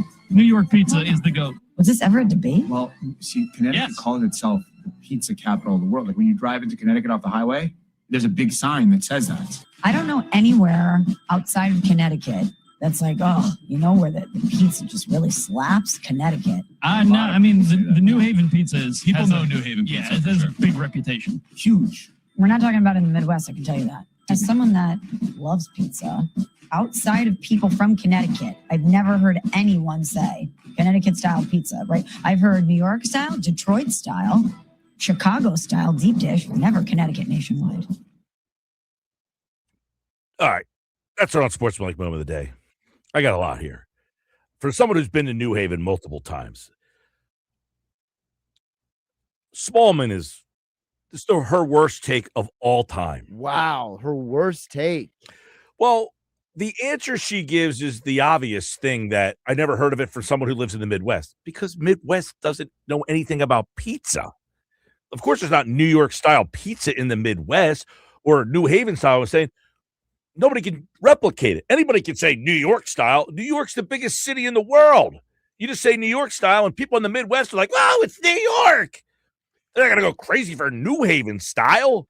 But if anybody knew anything about pizza, you would make New Haven style pizza, but then it wouldn't be. It's all marketing. New York is marketed better than New Haven is. If you say New Haven, you're not getting the same sales. If some jamoke out in Milwaukee wants to get pizza and he wrote New Haven, they'd say, "I don't know where that is." So you're dismissing her point about Chicago and Detroit. No, Chicago's a big city. Detroit's a big city. New Haven is New Haven. Look, they call it Connecticut pizza. Yeah, but Connecticut and New Haven are a fraction of the sizes of New York, Chicago, and Detroit. This is just ignorance. That's what that is. That's ignorance of saying, I don't even really know anything about that state. If you live in St. Louis, of course you don't know anything about New Haven, Connecticut pizza. New Haven, Connecticut pizza is superior to New York-style pizza. I'm sorry to tell you. I've had them both. You're saying Pat's wrong, Michelle's wrong, Evan's wrong. They're all wrong. I think Evan was trying to at least give them the credit that they deserve in the conversation. But he still said that New York is better. Saying they don't. She's never even heard about them before. Right, but Evan and Pat said New York is better. Yes, Costello's off base, and Evan, I think, was being wishy-washy. New Haven style. If anybody in the Midwest had a clue, that's what they would be selling, not this Bobo New York style pizza. Get it together. Evan, Michelle, and Canty, weekday mornings at 6. Go for the fun times and the tan lines. Experience an Atlantic City you never knew. Go to Ocean. Go for the win. Must be 21 or older. Gambling problem? Call 1-800-GAMBLER. Progressive provides protection for your boat and other outdoor vehicles so you can explore new things. Oh, I can finally try pesto. We meant like water skiing. I've just never had pesto. Or maybe take the boat somewhere new. I mean, is pesto spicy or sweet? Oh, guess we'll find out, right? Right. Bundle home or auto insurance with your boat, RV, or motorcycle and stay protected with Progressive while you explore. I don't know. Maybe I'm not ready for pesto. Progressive Casualty Insurance Company and Affiliates. Not available in all states or situations. Filling marble and tile, transforming spaces into beautiful places. Hey, it's Joe Kelly. Filling Marble and Tile Retail Outlet in South Jersey is a premier family-owned stone dealer and installation expert. Residences, businesses, hospitals, schools, Atlantic City casinos, and more have trusted Filling Marble for quality marble, granite, and tile. Stop by today. Filling marble and tile, transforming spaces into beautiful places. See them online at fillingmarble.com. When you see this in your kitchen, the stainless steel fridge is covered in fingerprints. you hear this. Leslie, people are going to think you were raised in a barn or by wolves or raised in a barn by wolves. Fortunately, Wyman Stainless Steel 3-in-1 cleans, shines, and protects to give you the best shine. A spray and a wipe will have your fridge shining like a mirror. Wow, my fridge looks brand new. Your fridge looks amazing, Leslie. Sorry, I was being a little dramatic earlier. Your kitchen says a lot about you. Let it brag with Wyman. Whether you're behind the wheel or on a bike, safety starts with following the law. New Jersey bicyclists riding at night must use a white front light and red rear light visible from 600 feet away. Drivers, remember the safe passing law. Give at least 4 feet when passing people walking or biking, or slow down until it's safe. Share the road, save a life. A message from the New Jersey Division of Highway Traffic and Safety and Cross County Connection. Learn more at driveless.com. O'Reilly. Right now, O'Reilly Auto Parts gets you back to savings. Fuel system additives can improve your vehicle's fuel economy and performance. Pick up select Royal Purple fuel system additives, buy one, get one free. Plus, receive 4 times O Rewards points. Add it to your tank at your next fill-up. Stop by O'Reilly Auto Parts or shop online at O'ReillyAuto.com. O'Reilly Auto Parts. Do not trust US Mobile just because I'm telling you. My name is Ahmed Khattak and I'm the founder of US Mobile. US Mobile invented this technology that lets you share data across any of the 3 networks. There's more coverage than any single carrier in America because we give you all 3 of them. US Mobile is Wirecutters' top cell phone plan. We're a top-rated carrier by Consumer Reports, and you cannot buy those ratings. Just Google US Mobile. Make a decision for yourself. If you're ready, visit usmobile.com. Consumer Reports does not endorse products or services. Getting ready to hit the water? Stop by Hands 2 Bait and Tackle, located just before the Cape May Bridge. Hands 2 Bait and Tackle is your one-stop shop for fishing and crabbing. From fresh bait like clams, bunker, and minnows to rods, reels, and apparel, they've got everything you need. Not sure what's biting? The Hands 2 crew will point you in the right direction with the latest local reports and expert advice. Whether you're chasing stripers or crabbing with the family, stop in or call 609-884-BAIT. BAIT. This is a special alert to all Americans who own a vehicle with less than 200,000 miles with an auto warranty about to expire or with no warranty coverage at all. Due to a decline in the economy, CarShield is announcing a low-cost month-to-month vehicle protection plan that is now available to the public to save any driver out-of-pocket expenses on future auto repairs. Call now to find out how you can pay almost nothing for covered auto repairs. Yes, you heard that correctly. Pay almost nothing for covered auto repairs. An open phone line has been established for all drivers to call for a free quick quote. Call 800-923-6829 now. Drivers who are covered will not have to pay for covered repairs again. This protection plan is at an all-time low. Additionally, drivers who activate this vehicle protection today will also receive free roadside assistance, free towing, and car rental options at no additional cost. Call us for your free quick quote today. 800-923-6829. That's 800-923-6829. What do you have to lose? Call 800-923-6829. Again, 800-923-6829. Our locally owned and operated small businesses are the heartbeat of our community. The 97.3 ESPN Industry Aces stand out as leaders in their fields, like Iron Shield Roofing and Siding. To learn more about protecting your home or business from the elements, visit online ironshieldroofingsiding.com. Upstairs from Villa Raffici, discover Chachi's 13th floor, Absecons' ultimate sports bar and entertainment destination. Support our industry aces, Iron Shield Roofing and Siding and Villa Raffici today. Home of the Philadelphia Eagles. They've got him, it's a sack! Sixers. Oh, baby! And Flyers. He scored! 97.3 ESPN, WENJ, WENJ HD, Millville, Atlantic City, a town square media station serving all of South Jersey. 97.3 ESPN presents The Sports Bash with Mike Gill. It's time for Football at 4 with Andrew DiCecco, powered by the Inside the Birds podcast. We're never satisfied. That hunger for more. I have it. Everyone has it. Now live, this is Football at 4. Football at 4, powered by the Inside the Birds podcast, brought to you by the Fanatics Sportsbook at Ocean Casino Resort in Atlantic City. Big screens, big bets, game day hits different at Ocean. Learn more, visit theoceanac.com. I was supposed to go to the Blues Traveler, Spin Doctors, Gin Blossom show Saturday night. I couldn't get there. I heard that the Spin Doctors broke out a little Purple Rain from Prince there, and I missed that. I heard they put on a good performance, Blues Traveler as well. I don't know when the next concert I'm going to be getting to is. I know that there's a bunch going on. I know a guy who likes concert. Andrew DiCecco filling in for Mosher on a Monday edition of Football at 4. What's up, man? How's it going? How's the weekend? Hey, weekend was good, Mike. Good to be with you. Yeah, brother. I know football back to work, back to the grind. Let's get your observations. Let's start off with Jalen Hurts and this offense. Everybody wondering how he looks, how he fits in. What have you seen so far from Jalen Hurts in this new look Eagle offense? Yeah, I mean, it's always going to be a work in progress. It's never going to be an overnight fix. They're not going to roll out of bed and have this offense operating on all cylinders. So it's important to keep that in mind. It's also important to keep in mind that they're going up against a tremendous defense among the NFL's elite every single day. So it's that old adage of our iron sharpening iron. But for the first 3 days, I would say the better part of the first 3 practices, the defense bested the offense, and you could see that they're a little bit behind, but I thought today told a little bit of a different story with the offense coming alive a little bit. Jalen Hurts had some really nice throws in the first day of pads. Andy Dalton had a really impressive day as well. I think it was a little bit more balanced, but it looks like he's really taken to the offense, working through some things. It's all new to him, and it's what you look for at this stage of the game is you want to see players, you want to see that side of the ball grow and take strides forward in the right direction throughout training camp. So that's what I'm looking for.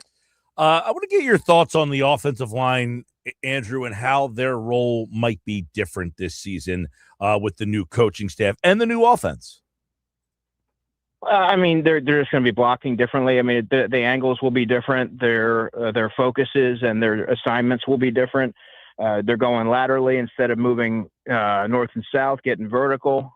And so it should really accentuate their athleticism, and it should also help the running backs and allow them to do some different things, unlock them, get them in the open space, and I think just overall alleviate some of the pressure from these offensive linemen and maybe preserve them a little bit more, and they don't necessarily have to always adopt that grueling nature that they were, beholden to with Jeff Stoutland. Now, that was very successful, and this remains to be seen if it's ultimately going to work, but the results or the reviews thus far have been pretty promising.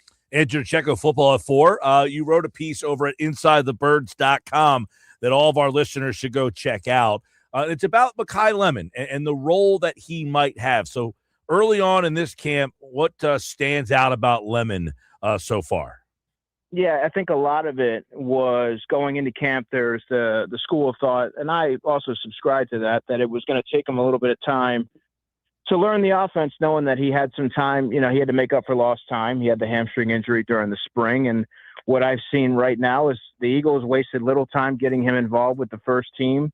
He hasn't had a lot of success in terms of receptions, and the volume hasn't been there, but they have been targeting him. There's a few different occasions on Saturday's practice where they tried to get it to him, whether it was in the red zone and there was a flag thrown on Trotter Jr., whether there was a deep shot and it was a hair off, a little bit too far in front of him, but he did have a step down the field on Cooper DeJean or something like that. But I think it is notable that they're getting him in the mix early. There's not the onboarding process. Now, what I will add is being there today, he was there for individuals, but I did not see him participate in any team drill. So not exactly sure what the reason for that is, but it's something I'll be monitoring for Tuesday's practice. Right now, he had some hamstring issues back in the OTAs. Is that what left him out the last time? Not connected, or maybe connected? I don't know. I'm not sure. All right. Well, Lemon obviously, and Eli Stowers, the tight end, the early part of this camp. Does he look like a guy who could have a role or a bigger role in this offense? He's gotten off to a slow start. Again, it's never a sign, it's never cause for concern.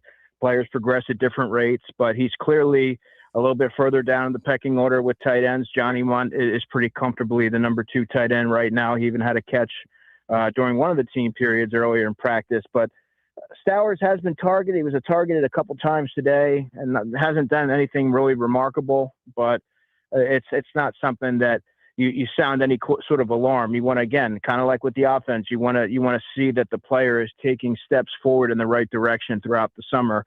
And it's going to take a little bit of time. He's going to need a little bit of seasoning there. He's going to have to grow and evolve as a blocker, and that's all part of the process. Andrew, you wrote about Marcus Epps. I think a lot of people have questions about how big of a role he might have this season. What are we seeing early on from the veteran who, they brought him back last year, late in the year, and he had probably a bigger role last year than people thought he would. What are you seeing from Epps and what kind of role he might have this year? Yeah, as far as Epps or Michael Carter II, neither player has made any big play. There hasn't been a splash play yet, but they've been steady. And I think sometimes when you don't hear a safety's name, that indicates that they're doing their job and being where they are supposed to be. But yeah, Marcus Epps is right now the front runner to be the safety opposite Drew Makuba when the Eagles are in nickel. Let's not forget that when the Eagles are in base, that will be Cooper DeJean at safety. With Marcus Epps, you're not getting, there's sort of a trade-off because you're not getting the supercharged athleticism, the range that you might like, but you are getting someone who's fundamentally sound, who's trusted with Vic Fangio, which, by the way, when he was talking about the back-end communication, he mentioned how capable Marcus was in doing that. And I don't know that you need to be a superstar to be an effective safety in a Vic Fangio defense. Players like Reed Blankenship, and you kind of look at some of the safeties that he's worked with in his career. If you're assignment sound, if you're disciplined, if you're not a high variance player and you have a high level football intelligence, more often than not, they're going to find a way to maximize what you do well. And I think right now there's a reason why Marcus Epps is in the driver's seat there at the moment, although I am pretty intrigued with Michael Carter II because of how he moves. I liked him quite a bit as a nickelback with the Jets, and we'll see if he's able to sort of apply some of his coverage acumen to the safety position. All right, I like that. I want to get your thoughts on Jalix Hunt because I think he's a very interesting guy. This is year number 3. You take a look at, he was a 3rd-round pick. I think that probably is further along than they thought he would be in his first couple seasons. Where do you see him this year? Yeah, I think that's fair. I think Jalix Hunt's going to be, and I've said this for 3-4 months now because I could see the progress, and talking to some people, you just get the sense that he is primed for a breakout. That's my 2026 defensive breakout for the Eagles. Just a really fluid athlete, good burst. He's a more well-rounded player, and I think he's grown, and there's no coincidence that it just happens to coincide with snaps. He just needed reps, and he's not too far removed from being a safety at Cornell. But you go to Cornell, you're a pretty intelligent dude. And so I think that also helps him really just absorb his function within the defense and be able to kind of grow and evolve his role a little bit quicker than maybe some other players might have been able to with that kind of experience. So I think the fact that he's playing opposite Jonathan Grenard should help him. And they have a very diverse group of edge rushers, including Arnold Ebiketie, Nolan Smith, and AJ Epinesa. And I think because of that, there's not any one player that you can key on. I just feel like Jalix Hunt's ready to kick the door down in year 3. I know you wrote about over at InsideTheBirds.com that defense wins the day.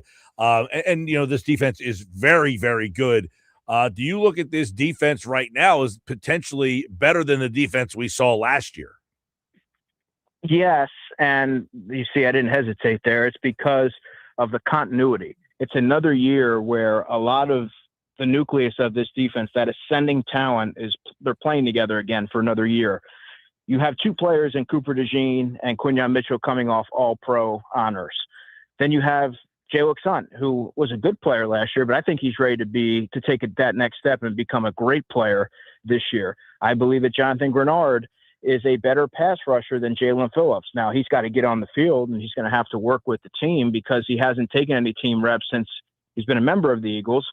But the spirit of it, yes, that's an upgrade there. And then you also take into the equation that, at least in theory, Drew Makuba gives you more range and upside in that safety position than maybe a Reed Blankenship. Jahad Campbell, his skill set, the range, the 80-inch wingspan should give you more athleticism and big playability at the second level. He's probably going to sacrifice something in terms of run support. He's not going to be Nakobe Dean there, but he gives you a little bit more big playability. So, yes, for all those reasons, I think that if everything goes according to plan, there's no reason why they shouldn't be. All right, we'll get you out with this one on you wrote about Jahad Campbell and his role possibly being bigger this season. He played well last year, but how could his role be different this year than it was last year? Well, I just think that you'll probably see Vic Fangio maybe give him a little bit more in terms of responsibility. Teams are going to look to attack him in a different way now that he has a year of tape on him. He looks like he's added some muscle to his frame. I think Zach Vaughn even revealed as much. There's also the rushing the quarterback component. Now, I never viewed him as an edge rusher coming out of the draft. I viewed him as an off-ball linebacker, and I know that I got skewered for that, but he's an off-ball linebacker right now. I don't know that I think you'll see him be able to tap into that dimension where he has that ability where he can rush the quarterback. But I think really where you're going to see him shine is in coverage, where he can cover tight ends, he can cover running backs. He's just a really fluid athlete, and you don't often see players of his makeup as a linebacker in the NFL. I do believe that he has a big season awaiting. All right, well, we look forward to more training camp conversation this week. The Birds are back. The Inside the Birds podcast. Check that out on all podcasting platforms. Andrew DiCecco, he's in for Mosher this week. Plus, on Thursday, we'll take a look at the NFC West, which has maybe 2 of the best teams in the NFC. We'll look at all of those guys later on this week with Andrew DiCecco here on Football at 4. Thanks, man. Mike, have a great day, man. As always, Andrew DiCecco cover the Birds for Football at 4 here on the Sports Bash Live on 97.3 ESPN. I want to talk a little bit more about Jahad Campbell because I read Andrew's article at InsideTheBirds.com, and he talked about being in coverage. The one thing I thought, Campbell last year is a lot more athletic than Dean is, and it's interesting now in year number 2, if he ends up exceeding what he did last year, can he be better than Dean was? I think we're all taking for granted that Dean was just so solid there. But can Campbell actually be better? And one of the things, Andrew brought up in the beginning of that conversation is the fact that the defense has won the day. You practice against that defense all the time. It only makes you better, and sometimes it makes you look bad. 3 of the guys we talked about, Campbell, Jalex Hunt. Think about Jalex Hunt. And if he really blossoms into a big-time pass rusher, he's been a good pass rusher, but can he take that next step? That would be pretty big. If those 2 guys, Hunt and Campbell, can be better this year than they've been in the past. When I say the past, mainly last year, because Campbell's only been here for 1 year. 609-403-0973. Because the Eagles' defense, I think, could be better this year than last year. Now, he's saying about Marcus Epps and Michael Carter. The third guy I wanted to bring up was Michael Carter. I think Michael Carter is a guy that we should keep an eye on. I think Michael Carter is a guy that we should probably think a little bit more about in terms of maybe he can actually help this secondary out, maybe the safety spot. When they traded for him last year, a lot of people thought that he could come over and help the team out, and then he got hurt, didn't really make any impact at all. But could he be a guy that we're not talking enough about who could actually help the team? I'm wondering who that guy is at camp. The one thing he didn't have, interestingly enough, Eli Stowers, not much of a role so far. And Mekhi Lemon, it sounded like Andrew did not want to insinuate that the reason he missed practice today is because of the hamstring, but that would be a problem.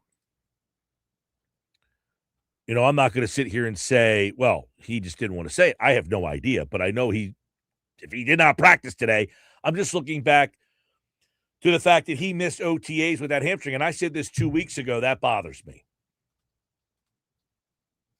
It does. It should. The fact that he can't practice, what does that actually say? Will he continue to have this hamstring linger along with him all season long, at least through the preseason here, where I don't even care about preseason games. I mean, those are obsolete almost. But could we be in a situation where Mekhi Lemon is limited in training camp, and then that limits him at the regular season? Because I love the Lemon pick. I'm going to be the first one to tell you, I was a big fan of that pick.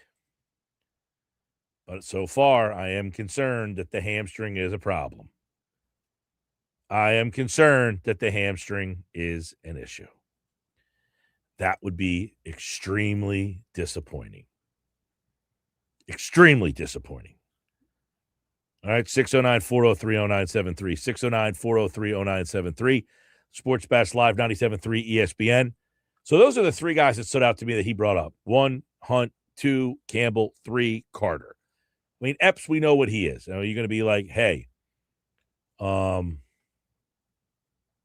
we expect big things from Marcus Epps. No, he's just a solid, you know what he is. But I think Michael Carter might be a guy that we're not paying enough attention to, potentially. Could he be the guy that, is there somebody we're not talking enough about that might be able to make a bigger impact than maybe we give him credit for? Because Carter, when he came here in that trade last year, there were a lot of people thought he could come over and make an impact almost immediately for this team. And that never happened. He has been a guy who has played primarily in the slot and in that role. All right, Sports Bash Live, 97.3 ESPN, the 97.3 ESPN free mobile app. Live video on the X platform and on YouTube, 97.3 ESPN. I'm going to say Jahad Campbell. Can he be better than Nakobe Dean? Very interesting question. He's different. He's definitely different. Last year, Campbell's an athletic guy. He's just he can side to side. One of the things Andrew said in coverage, Nakobe Dean's a smaller guy, but he was good against the run. I definitely think that's one to keep an eye on here. Can Campbell be better than Nakobe Dean? And if he is, what does that mean for this defense? I mean, last year he was good, but Dean came back and took the role and never gave up any snaps. I think Campbell is a great guy to keep talking about because of what his ceiling is. Remember, he was a guy that he became a pass rusher at Alabama, but when he came to Philadelphia, they've been very dead set on him not being primarily a pass rusher. So they obviously see something in him, Mike, that maybe is more to be, more to come with the Eagles defense kind of vibe. All right, Sports Bash Live. By the way, more to come, including the Eagles. They're back on August the 15th. You can listen to them right here on 97.3 ESPN, your home for Eagles football. You can check out all of the Eagles coverage and every Eagles game on 97.3 ESPN. And don't forget, the Golics are back weekday mornings at 10 o'clock. Listen to the Golics right here on 97.3 ESPN. Mike Golick Jr. and Mike Golick Sr., their debut show today. Now, they were asking about, do you carry cash? I never have cash on me, ever. I love this conversation this morning. To me, that would have been my Golick moment of the day if we had one, because I think the conversation about cash versus no cash is one of the biggest. Are you a cash guy? So are you a carry cash guy? So I am the cash guy in certain circumstances. I will overtly go out of my way to get cash because if I'm going to certain businesses, right? If I'm going to certain events, certain activities, I will go out of my way to make sure I have cash because, one, I know that some businesses, they surcharge that credit card, right? They put that extra 3% on there. Well, you're starting to see that more and more now. And number two, there are certain businesses that only take cash still. So there are certain businesses, for example, the Ocean City Boardwalk, certain food vendors, right? You go to certain festivals and events. Those businesses don't always have the touch to pay. So it's better to have the cash. And you know what? It feels pretty good to give certain people, the work they're doing. You don't want to hassle them anymore because for as convenient as paying with the card is in certain cases, no offense to certain businesses, it's a hassle to pay with the card. It actually becomes more of a hassle to pay with the card than it does. Yesterday I was at a place that took cash only. So it's kind of SOL. Right. But that's why I got to have both. I generally do. And I didn't have any on me yesterday. I don't ever carry cash, which for no other reason than so many places don't even take it anymore or stuff like that. But I was kind of in the Golick Jr. camp where I just never have cash on me. Yeah, see, I'm with Golick Sr. For me, it's I know I'm going to a place. I didn't know I was going there yesterday. We got in the car and it was like, well, where are we going to go? Okay. We ended up going to a place and we're like, well, and then we pulled into the parking lot and I got out of the car and said, I don't even have a cash on me. See, that's why I always have cash.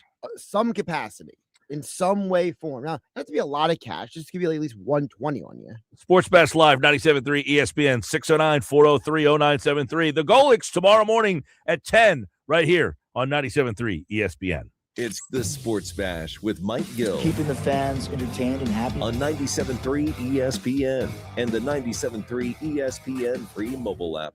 Bridgeton Auto Mall is celebrating America's 250th anniversary by giving back to our community in a big way. Now through July 31st, you could win your share of $25,000 in cash. Buy a new or pre-owned vehicle and you'll be entered for a chance to win $20,000. Visit our service department for maintenance or repairs. You'll be entered to win $5,000. Join us for our grand drawing event on Saturday, August 1st with live music, barbecue, family fun, and your chance to win big. No purchase necessary. See dealer for complete details. Visit BridgetonAutomall.com. The burrito is fire. Hi, this is Maya. And I'm Antonio. And the little thing we love about the Chick-fil-A hash brown scrambled burrito is that it fuels our morning. It's the full package. You have the chicken, you have the eggs, and then you add these hash browns for a nice little crunch. The chicken's always nice. It's crispy, it's juicy. And the cheeses, they melt together in a beautiful way. And it gives me energy. It's perfect. Order the Chick-fil-A Hash Brown Scramble Burrito and Simply Orange Juice on the Chick-fil-A app today. Real guests paid for their testimonials. TLC Plumbing, Heating, and Cooling has been proudly serving South Jersey for over 20 years. Owner Matt Calloway was born and raised in Cape May County and has over 25 years of experience in the heating and cooling industry, as well as fireplaces, plumbing, and bathroom renovations. You can always count on a licensed and insured local contractor like TLC Plumbing, Heating, and Cooling to be there promptly and to fix your problem right the first time. If your home needs a little TLC, get TLC Plumbing, Heating, and Cooling today. Online at tlcphc.com. Do not trust US Mobile just because I'm telling you. My name is Ahmed Khattak and I'm the founder of US Mobile. US Mobile invented this technology that lets you share data across any of the three networks. There's more coverage than any single carrier in America because we give you all three of them. US Mobile is Wirecutters' top cell phone plan. We're a top-rated carrier by Consumer Reports, and you cannot buy those ratings. Just Google US Mobile. Make a decision for yourself. If you're ready, visit usmobile.com. Consumer Reports does not endorse products or services. When adventure is calling, turn to the experts at Whitehorse RV Center. For over 50 years, families and adventurers have trusted Whitehorse RV to find industry-top brands and the floor plans that fit every lifestyle. From travel trailers with bunk beds and outside kitchens to motorhomes and destination trailers. Whether you're hitting the open road or planning a local campground getaway, it's about experience, selection, and people who care. See why generations have answered the call with Whitehorse RV Center, because your RV adventure starts here. I checked Allstate first and saved hundreds on my car insurance. Really smart. Unfortunately, I didn't check if I left the pizza box on top of my car before driving home. Not smart. Oh, and a semi just turned my deep dish into a thin crust. Yeah, checking first is smart. So check Allstate first for a quote that could save you hundreds. Potential savings vary, subject to terms, conditions, and availability. Allstate North American Insurance Company and affiliates, Northbrook, Illinois. You have the choice. Whether it's dining out, grabbing takeout, planning a fun night out, or spending the day with family, those choices help put money right back into your community. And Town Square Media South Jersey is proud to spotlight great local businesses like Serene Custard and Mini Golf in Vineland, delicious homemade custard, and a fun 18-hole mini golf experience the whole family will love. Perched in the heart of Atlantic City's University District, Birdcage is the ultimate destination for great food, killer cocktails, and good vibes. Yuri's Waterfront Restaurant has been a Wildwood dining tradition since 1956. Your entire family will be swept away to the tropics at this affordable family dining destination. Chico & Sons in Northfield, voted #1 sub shop in South Jersey year after year. ChicoandSons.com. When your family's ready for fun, visit the Range on 9 for golf, batting cages, mini golf, ice cream, and more. Learn more at therangeon9.com. That's therangeon9.com. Thank you for supporting these great local businesses from Town Square Media, South Jersey. Progressive provides protection for your boat and other outdoor vehicles so you can explore new things. Oh, I can finally try pesto. We meant like water skiing. I've just never had pesto. Or maybe take the boat somewhere new. I mean, is pesto spicy or sweet? Oh, guess we'll find out, right? Right. Bundle home or auto insurance with your boat, RV, or motorcycle and stay protected with Progressive while you explore. I don't know. Maybe I'm not ready for pesto. Progressive Casualty Insurance Company and affiliates. Not available in all states or situations. This is the Town Square, New Jersey Info and Weather Network. With the Sports Flash, I'm Tony Desiri, 97.3 ESPN.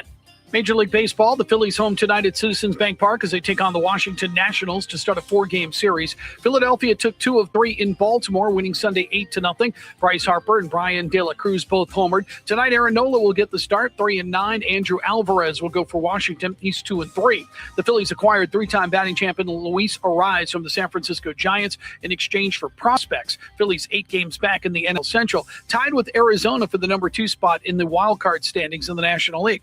The Eagles continued training camp on Monday with right tackle Lane Johnson absent for the second straight practice, a non-injury related absence. The Eagles will open the preseason on August 15th against Baltimore. They'll play New England and Cincinnati in their exhibition slate. Hall of Fame game taking place on Thursday night in Canton, Ohio. Carolina facing Arizona. The sports update brought to you by Progressive. Bundle auto and home, renters or condo and save with Progressive. I'm Tony Desiri, and that's the Sports Flash on 97.3 ESPN. Our locally owned and operated small businesses are the heartbeat of our community. The 97.3 ESPN Industry Aces stand out as leaders in their fields, like Iron Shield Roofing and Siding. To learn more about protecting your home or business from the elements, visit online ironshieldroofingsiding.com. Upstairs from Villa Raffici, discover Chachi's 13th floor, Absecons' ultimate sports bar and entertainment destination. Support our industry aces, Iron Shield Roofing and Siding and Villa Raffici today. From the Towns for New Jersey Info and Weather Network, I'm Chief Meteorologist Dan Zarrow. Let's talk about a brief period of drier, more comfortable weather. The chance for showers and thunderstorms will continue for a bit this evening, but then will dry out and clear out overnight. Low temperature falls to around 70 degrees. Tomorrow, not as humid. Dry weather, mostly sunny skies. Much better, high of 84. Humidity comes back on Wednesday. Sunny clouds, a few showers and thunderstorms late day, high of 85. Get weather 24/7 wherever you are. Download our free mobile app today. Go for the fun times and the tan lines. Experience an Atlantic City you never knew. Go to Ocean. Go for the win. Must be 21 or older. Gambling problem? Call 1-800-GAMBLER. You're listening to the Sports Bash with Mike Gill. And it just keeps getting better. On 97.3 ESPN and the 97.3 ESPN free mobile app. Stick around. Phillies Fastball at 5 o'clock. We'll get you up to date on all the trades. The Phillies made one deal earlier today with the Giants for Luis Arráez and relief pitcher Caleb Killian, and then a second trade with the Mets for left-handed reliever Brooks Raley. They have yet to make another deal yet. Will they get anything else done, or is this it?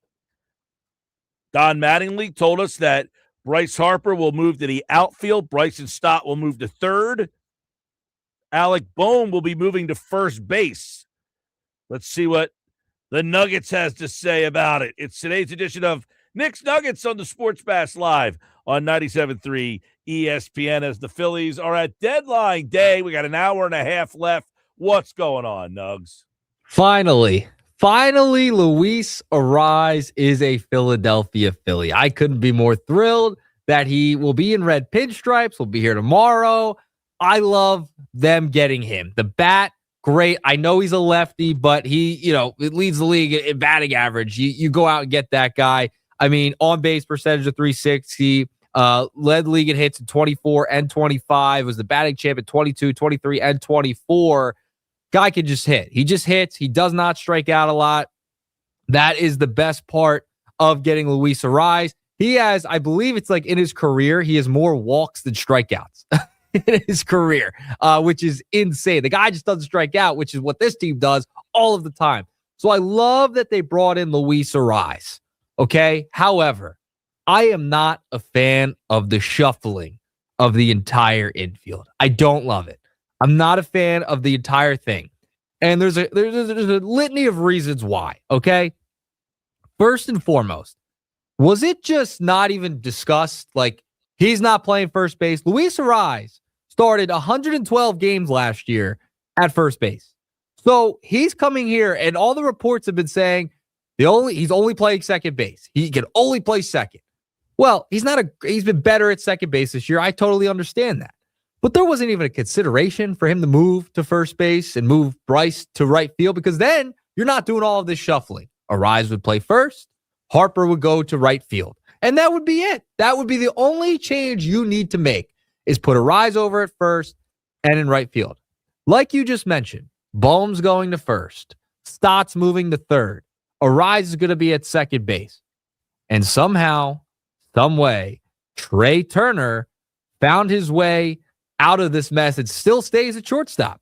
And also, somehow, you are accommodating Arráez and putting Stott over at third, who's a Gold Glove level second baseman. So there was just no consideration. Hey, Luis, can you move over to first for us? Like that? Hey, that's just, it's dead. You can't even do that. Nothing. And no consideration of Trey Turner moving to the outfield. And when Don Mattingly was asked about it today, he said there was zero consideration of moving him to the outfield. I like the trade. I like the player. I don't love how they're shuffling everything. That's all. I don't think they're a better defensive team. We'll see how Bryson Stott performs at third. I think he's a great defensive second baseman. I thought he was good at shortstop. We'll see how he performs at third. Fine. I hope it works out. I'm hoping it works out. I'm rooting for it to work out. I just think there were just other ways to go about this. Yeah, I have no problem with them moving the guys around. Arraez has actually been a better second baseman this year than Stott has been. He has not been historically a great defensive player, but apparently he wanted to stay at second base. He asked to stay at second base. So if he's asking, guess what? I'm listening. Now, what this to me possibly does is makes me better at third base because Alec Boehm, just an average, below average third baseman. Maybe now I'm better at second and at third. And quite frankly, Bryce Harper wasn't a good first baseman either. So I moved Boehm over there. I'm not saying he's going to be better, but he can't be any worse. Now my outfield, I don't have all these platoons out there. I put Harper in right field. I moved De La Cruz to left field. He becomes the platoon with Marsh. So Rincones is out of here, thankfully. And now Edmundo Sosa can move back to his position, playing second, playing third, playing short. I have no problem with them moving these guys all over the place, specifically because Arraez asked to stay at second base. Now, the Turner thing, could I have just said to Turner, you go to the outfield, Stott play short? The fact that they didn't ask him, I would agree with you there. I have a problem with them not even considering or asking him. There was a report that Matt Gelb said they were considering asking Stott to go to the outfield. I mean, what? Are you kidding me? I don't know why they don't have any ability to say to Trey Turner, would you think about moving to the outfield? And if he just flat out said, go pound sand, well, then you can at least say that, hey, Trey just doesn't want to do it. He doesn't feel comfortable. That being said, I have no problem with guys moving all over the place. These are big league players. They could do it. We make too big of a deal about this. I mean, come on. I can ask a 13-year-old kid to change positions in the middle of the game. You're telling me Bryson Stott can't play second or third? Get the heck out of here. You say that, right? You say that. So why does Arraez just get a pass? He just gets to choose. I'm playing second base. He's played everywhere in his career. So why can't he move? Like, well, what's the point? He has no power right now. He's on an expiring deal. He's the one getting traded. We're like, he could be like, if you're Dave Dombrowski, Don Malley, you could be like, hey, go to first base. Then you don't have to create any other problems of stop playing a new position. You just literally slide Harper to right field and plug in Arraez at first. I don't know why this is so hard. Like, he just flat out, no, I'm not playing first base. Like, I want to hear from Luis Arraez. Someone better ask him the question because I think that's crazy. He's played in 117 total games at first, started 112 last year. That would solve all your problems right there. You wouldn't have Stott play first. You wouldn't have to shuffle Boehm over to first base. You wouldn't have to start learning third base mid-season. That's all you would have to do. I don't understand why that's such a big problem. I could give you the answers. Arraez is not a good first baseman. That's been one of the issues is when everybody thinks of Luis Arraez, they say when anybody thinks, and he's not a good third baseman either. So you now don't have him playing third. You have Stott playing third. Stott could possibly make you have a better third baseman than you had. Luis Arraez, one of the problems with him, when you think of Arraez, everybody says he's a horrible defensive player. Why? Because he's never playing his position. He's now playing his position. He has been better at second base than Bryson Stott has been there. So he would say, I'm better than him at second. Why am I moving? But Stott hasn't played third base. Stott hasn't played third base. So you might make a defender worse by sending him to third base. He didn't play second base when they asked him to go there either. He seemed to be fine. That wasn't mid-season. That wasn't mid-season. That was when Trey Turner signed in the offseason. I think we act like these guys can't, it's like impossible to ask I know. Can you go play third base? I understand where you're coming from, but I'm just saying, why does Luis Arraez get to pick and choose and Bryson Stott can't? He's been on this team for how long and played a great second base. So why does Arraez get to say, I only played second? That's it. Because I think the Phillies are saying that Arraez is finally more comfortable playing this position than asking him to play another position. And I think Stott, who was already moved from short to second, has shown that he can handle moving. One of the problems with Arraez is he has shown he's not a good third baseman. He's not a good first baseman. So put him where he feels the best at second base. This isn't crazy stuff here. I'm His not saying best it's position crazy. is second base. I'm not saying it's crazy. I'm just saying you're now possibly creating more problems for yourself in the infield if Stott doesn't work out at third. If there's a problem at third and he's struggling, I mean, you just created another problem for yourself. That's all. And then Bohm doesn't play great first base anyway. So why even move him? That's all. He doesn't play a great third or first base. He doesn't. So He's not a good defender. I think moving him off of third base, which is a more important spot in the field, is probably the better move. And I think the key to all this is Harper going back to the outfield. It makes your outfield that much better. So I don't want to see, I want to see them put the best guys in the best spots. Arraez is your best second baseman right now, and Stott is. I'm going to go out on a limb and say Stott's better at third than Bohm is. I hope you're right. We just haven't seen it. That's all. We have not seen it with Bryson Stott. That's why I'm saying, like, I can live with Bryson playing second base, and you're gonna have a crappy first baseman no matter what with Bryce going to the outfield. So that's my point. Is like, why does Arraez just get to decide? I'm only going to second. I'm only going to play second. That's it. Not what's better for the team, etc. Guess what? He doesn't He doesn't get to. But guess what? If you wanted to make the trade, he could say, hey, I want to play second. The Phillies had every right to say, then we're not taking you. They're still not going to be a good defensive team. That's all. They're still not going to be that great.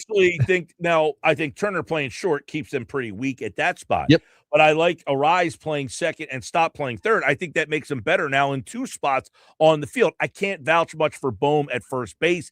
Yeah. He has played, he played 80 games at first base in 2023 when Harper was out with the elbow problem. He's a bigger, taller target. I think he probably will be better than Harper was at first base. Honestly, I think first base is a better spot on the field for Bohm, so I don't have a problem moving him there. I just hope it works out with Bryson Stott at third base. But I'm with you on the Trey Turner thing. The Trey thing is mind-boggling to me. That there was zero. Don Mattingly said zero. That was the quote. Zero consideration of moving. Yeah, that one I don't like. I don't like that one at all. The fact that he said there was zero consideration. To me, I think I would have said to Turner, listen, we're going to upgrade the club, and part of that is going to be you pick. You want to play left field, you want to play center field, you want to play second base, you want to try third base, but you're not playing shortstop anymore. So you pick, and we'll move you, because what they could have done is move Stott to short and Turner to third and tried something like that. I would have been fine with. This is where we're at. This is where we're at, just to get another left-handed bat into the mix here. Do you think Arraez? I think Arraez is probably going to lead off. It would probably go Arraez, Turner, Harper, Schwarber. You think that's going to be it? And Billy Schwein gets his perfect lineup with having Schwarber back for it. I'm not sure where. I think he's going to hit either leadoff or second. Yeah. So I don't think he's going to hit anywhere else other than those two spots. Now, in San Francisco this year, he has hit second more than anywhere else, and he's been much better at the second spot than the leadoff spot. In fact, it's pretty significantly better at 2. Now, for his career, his leadoff numbers and his number 2 numbers are pretty similar. I would probably hit him leadoff and go with Turner in the 2 hole.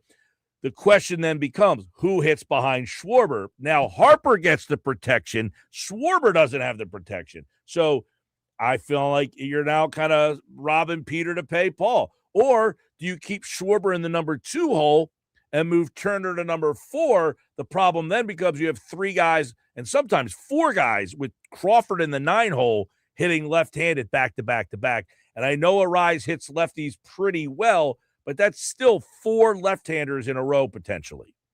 Yep. Yeah, it's a very lefty-heavy lineup. I'm glad they went out and got a couple of arms as well. We got an hour and 18 minutes till the trade deadline. Will Dave Dombrowski make another move? Yes or no, Mike Gill? I don't know. I kind of thought that he would, and then I'm kind of like, Bohm's in the lineup tonight. I know Bohm was the guy that maybe they could have surprised and traded him, but I do think that if they do something, it probably would be a pitcher. I don't think that they're going to add another bat. I think they would add possibly a starting pitcher if they do anything between now and the end. They did get 2 bullpen arms. We haven't talked a lot about that. One of the guys has 8 saves this year, so I would imagine he kind of becomes that right-handed setup guy, and then you get a left-handed guy who can pitch the big innings later on in the game as well. So I think that you've improved your bullpen. I'm not like, oh, man, they're way better in the bullpen. Brooks Raley's pretty good. He becomes your best lefty now. Caleb Killian probably becomes your eighth inning setup guy and replaces Keller, but I don't know how, I don't know that you're significantly improved in the bullpen. But you did get 2 new arms, so that's better than where you were this morning. It's better than nothing. It's better than nothing at this point. Now, the one name that's been thrown around a lot today that is very interesting is the Rangers outfielder Wyatt Langford. Are you on board with a possible buzzer beater deal? You'd have to give up a lot, whether it's a Gage Wood, an Aiden Miller, etc., Crawford, to get a Wyatt Langford who's 24 years young into the mix. Who am I giving up? I would say you probably have to give up Gage Wood. You probably have to give up Crawford and maybe one more prospect. The Gage Wood thing I'm kind of torn on. Yeah. The Phillies have traded so many, like the pitcher they gave up today, Marquez. A lot of people not happy that they gave up Ramon Marquez in this deal. I get that, but like he's in high A. He's been great. I give him credit. He's 20 years young. He's your 4th best prospect. He's not even ranked in the top 100 in Major League Baseball. I get what they've had to do here to outbid other teams. I'm okay with it. I understand he might be a good player down the line, might be a nice pitcher, has been really good in high A. I'm not. They should be trading some of their prospects if they want to compete right now. They should. For a rental player, it's tough. I mean, listen, I get it. This is a player that you need it in terms of what he brings: on base percentage, batting average. You lack both of those things. Now, Wyatt Langford's a guy. I don't know that I'm giving up as much as you're. I mean, Crawford, I have no problem trading. I have no problem trading Crawford, not because I think he sticks. I just don't know what he adds to this team. I really don't. Yeah. Like, he's going to be a guy that hits for maybe 270, 280. You're hoping his on base is what, 330, 340, maybe a little bit better. Maybe he steals all of it. I just don't know what kind of impact he has. Yeah. So if you're telling me Crawford could be the piece that gets a deal done, I'm cool with that. I don't know that I want Gage Wood in that deal. Now, I don't know what to think about Painter. Yeah, I don't know what to make of Painter here. He pitched well the other night, even though they lost that game. Maybe he bounces back again. Maybe you could get some nice starts out of Andrew Painter. Robbie Ray was a name that was thrown around. He gets dealt. They lose out on him. They haven't got another starter, which has been fascinating. Yeah, I mean, Robbie Ray was a name that you did hear with the Phillies, and he goes to San Diego. So there's another lefty that goes to a potential playoff team. The Dodgers added, obviously, Skubal, a lefty. They added a left-handed bullpen arm in Bubic. They also, the Braves added a lefty bullpen arm as well. So these teams are saying, Phillies got lefties, we got to add lefties. So it's been a day where the Phillies have, I think, maybe closed the gap, but I don't think they passed anybody. The Phillies have made another move. It's a minor move. According to John Clark, I'm reading this first. The Phillies have acquired minor league right-handed pitcher Manuel Colon and cash considerations from the Kansas City Royals in exchange for right-handed pitcher Nolan Hoffman.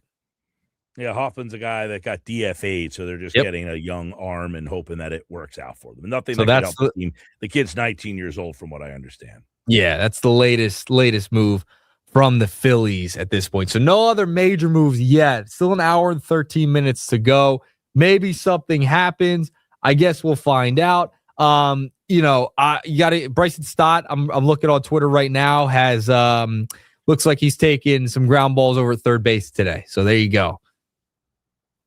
Yeah, and he was pretty matter of fact about it. Kind of like I said, it's still ground balls. It's still throwing the ball to first base. Yep. I mean, he, to me, seems like a guy who can handle – he played shortstop, then he went to second. A lot of these shortstops, A-Rod, Cal Ripken, other guys who have moved to third base and have made the transition pretty seamlessly. I think Stott will be fine over there. Like that, I think it's all like Oh, I just don't want to move guys. We all feel that way, but it really is not that big of a deal. I know. My thing. That's why my point was like, it's not if it's not that big a deal. Like, hey, Luis, you want to play first? We only have to make one move. I don't want Luis Arráez to play first. I have a better second baseman. I have a better second baseman today than I did tomorrow than I do today. It's not like much better. It's not by the like metrics this year. It's not even close. It's not like over. I would leave Stott at second. That's all. Again, if you're going by the metrics for this season, Arráez has been significantly better at second than Stott.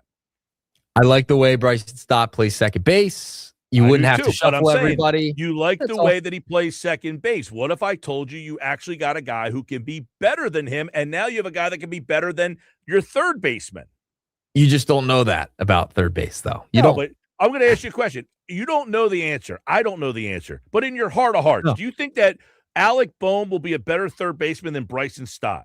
I don't know, to be honest. If your answer is you think Alec Boehm will be a better third baseman than Bryson Stott? No, it's not. It's I don't know. Bryson Stott has not played third base. I didn't ask you to say I don't know. I said, do you think? I don't know. That's my answer. What is your guess? My gut is I hope Bryson Stott is a better third baseman than Alec Boehm. Nobody's going to say I hope he's worse. So let me ask you one more time. Let's try this again. No one thinks that nobody wants him to be worse, and nobody wants to hear I don't know. I'm asking you, will Bryson Stott be a better third baseman than Alec Boehm? Yes or no? What's your prediction? Will see. My prediction? What's your prediction? I don't know. I don't see it. I just don't see it. So I don't know if this is going to work out. I'm going to put you on the record August 3rd. August 3rd, you're changing positions. That's all. I'm going to put you on the record here. I'm going to put you on the record. You believe that Alec Boehm will actually be a better third baseman than Bryson Stott? I think it's very possible. Possible. Yeah, I don't see that even being – I don't even see it being close, not even in the same ballpark. I hope it works out. I am praying, hoping it can work out. But, it's August 3rd. We're changing 3 different positions right now. That's all. Got one guy going to right, one guy to first, one guy to third. You're changing everything right now. And most of these guys are creatures of habit. That's all. Yeah, they're all big leaguers, and I think they'll be okay. Guess what? If you had Alec Boehm, a Gold Glove, slick fielding, Brooks Robinson, Mike Schmidt level third baseman, I would agree with you. I don't think you're losing all that much by Alec Boehm leaving the third base spot vacated, all right? Like, if you were telling me, man, you're losing a really good third baseman, I might feel a little differently. That's not the point. It's just making the switch on August 3rd, heading into a playoff stretch where a team's probably going to get bounced in the first round anyway. I'm not going to go all Ryan Clark on you here, but it's not that big of a deal, all right? It's not that big of a deal. These guys are professional. We had Dave Gallagher on last week. He talked about it all the time. These guys can move and change positions and all that stuff. I hope Bryson Stott has the same type of Gold Glove over at third base. I really do. I hope it's the case. I have zero doubt that he could do it. I have not 1 ounce of concern about him playing third base. Less than 1% chance that I have any doubt that he could go play. He never played second base before in his life. He was fine. He had a whole entire offseason to work at it, spring training and all that. I'm just saying. I disagree with you. I think this is not a great thing that you're moving so many guys around. That's all. Yeah, I have. And guess what? 2 weeks from now, you're going to say, man, I didn't really think these guys could do it. No, I said I hope. I think you're I just think it's not a great thing at August 3rd to move 3 guys around. I said, and in 2 weeks from now, you're going to say, I didn't think they could do it, and they could. We'll see. We'll see. am willing to. I will bet you and buy you whatever you want. Give me flats. I want flats. Yep. If Bryson Stott has less than 4 errors. 4 errors. He won't make 4 errors the rest of the year. 4 errors. Less than 4 errors. Over under.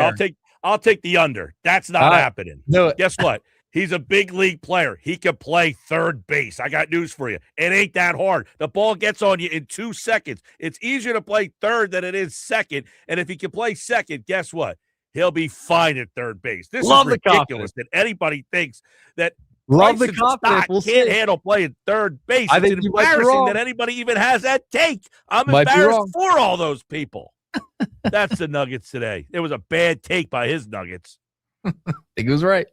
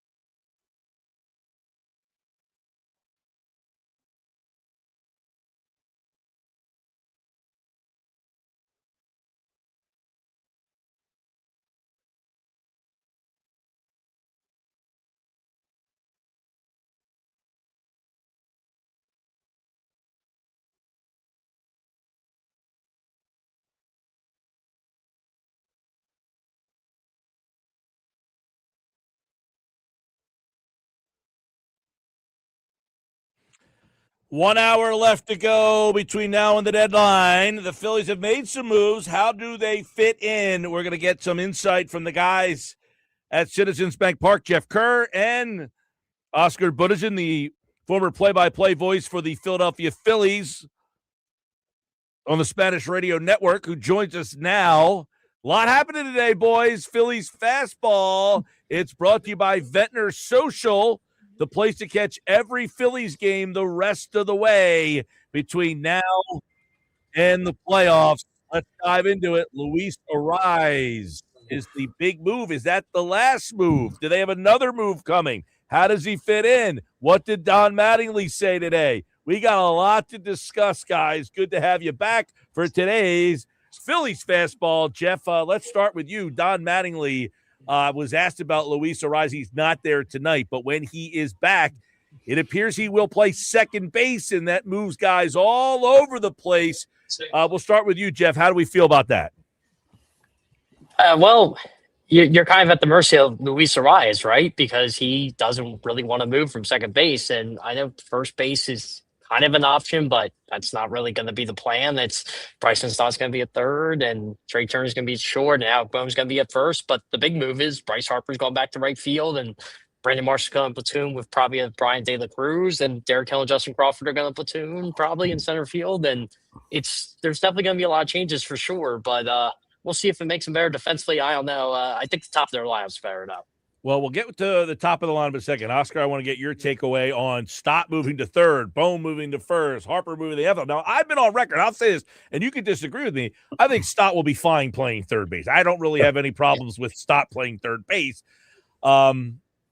So I don't have a lot of problems with this because I think Stott will be fine. I think you're now better at third and you're better at second. Arráez has been a better second baseman this year than Stott has been, according to the metrics. But, Oscar, you look like you don't like this. World Series. No. Look, reality, guys, reality check. I think there's a very positive part of this. I think there is a very negative part of this. And the question, we're going to have to play it out and see what ends up being. I mean, defensively, this is the worst team in baseball.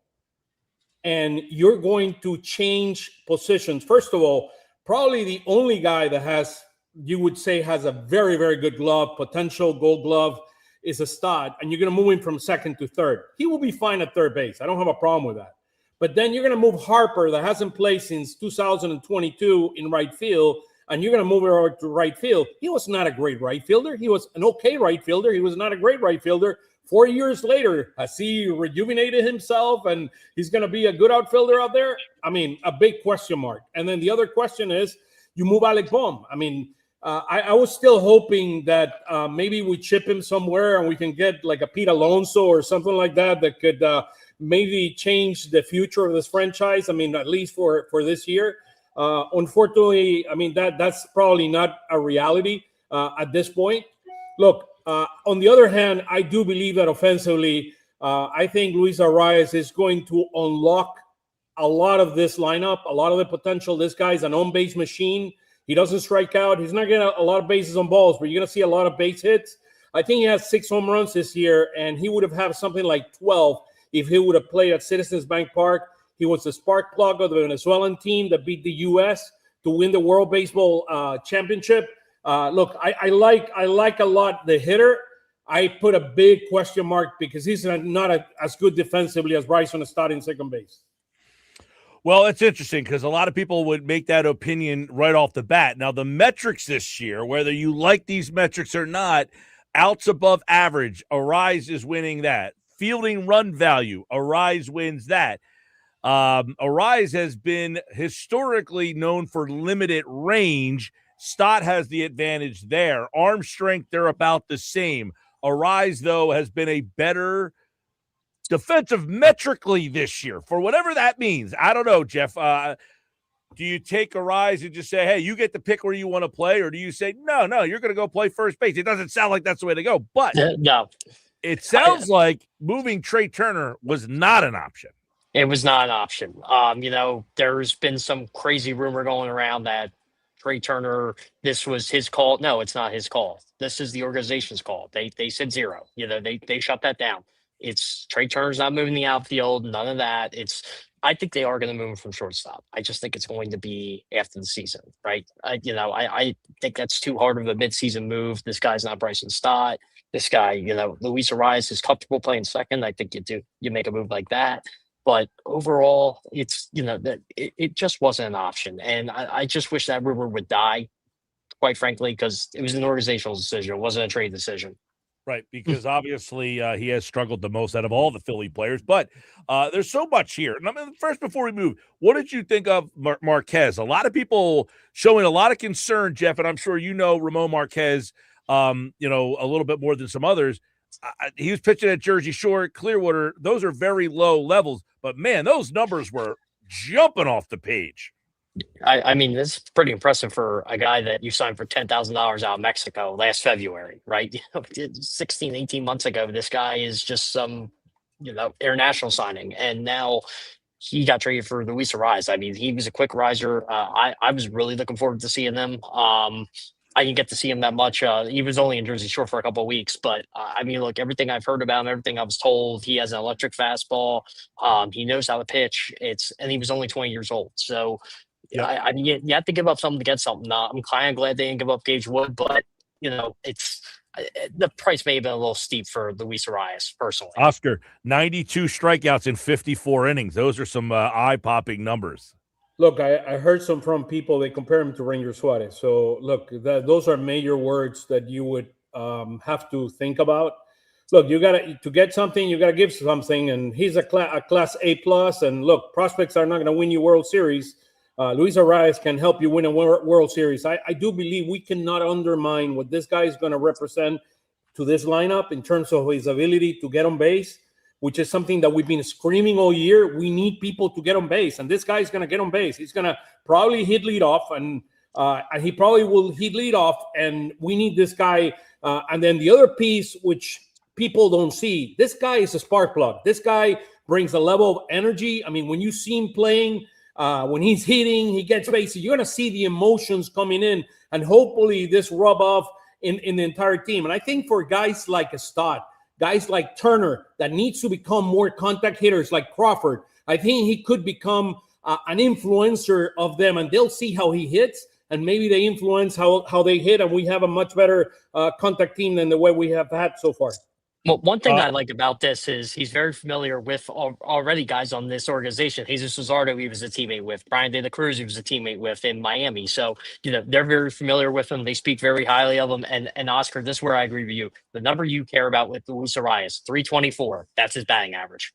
And a 366 on base, which means, Oscar, you seemed like the hint you would hit him leadoff? I would hit him leadoff. I think this guy needs – I think that's the plan.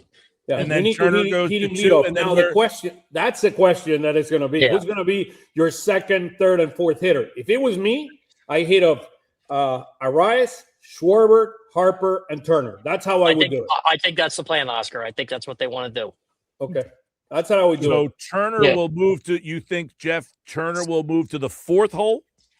Correct. Yeah. I mean, I know everybody wants Arráez and Turner, but in the playoffs, I mean, you kind of want Schwarber. I think they're looking at it as Justin Crawford hits ninth when he's in there. Luis Arráez hits leadoff. You get those two on, and then you go to your big bats, Kyle Schwarber and Bryce Harper. But I think it's probably going to be Turner at 4. Yeah, I think you started that way, and you see how it works and start moving pieces around. But let's be clear, Harper is going to be your third hitter. I mean, that's where he wants to hit. So it's either Turner second and Schwarber fourth, or the other way around. I mean, that's right. I think those are the options. So, no reservations about, I know Arráez hits lefties, so no reservations about possibly 4, and maybe you would have put Marsh somewhere in there. You might have 5 out of 6 hitters batting left-handed. I'm curious to see if Bohm hits 5th or Marsh hits 5th, or how they're going to do that.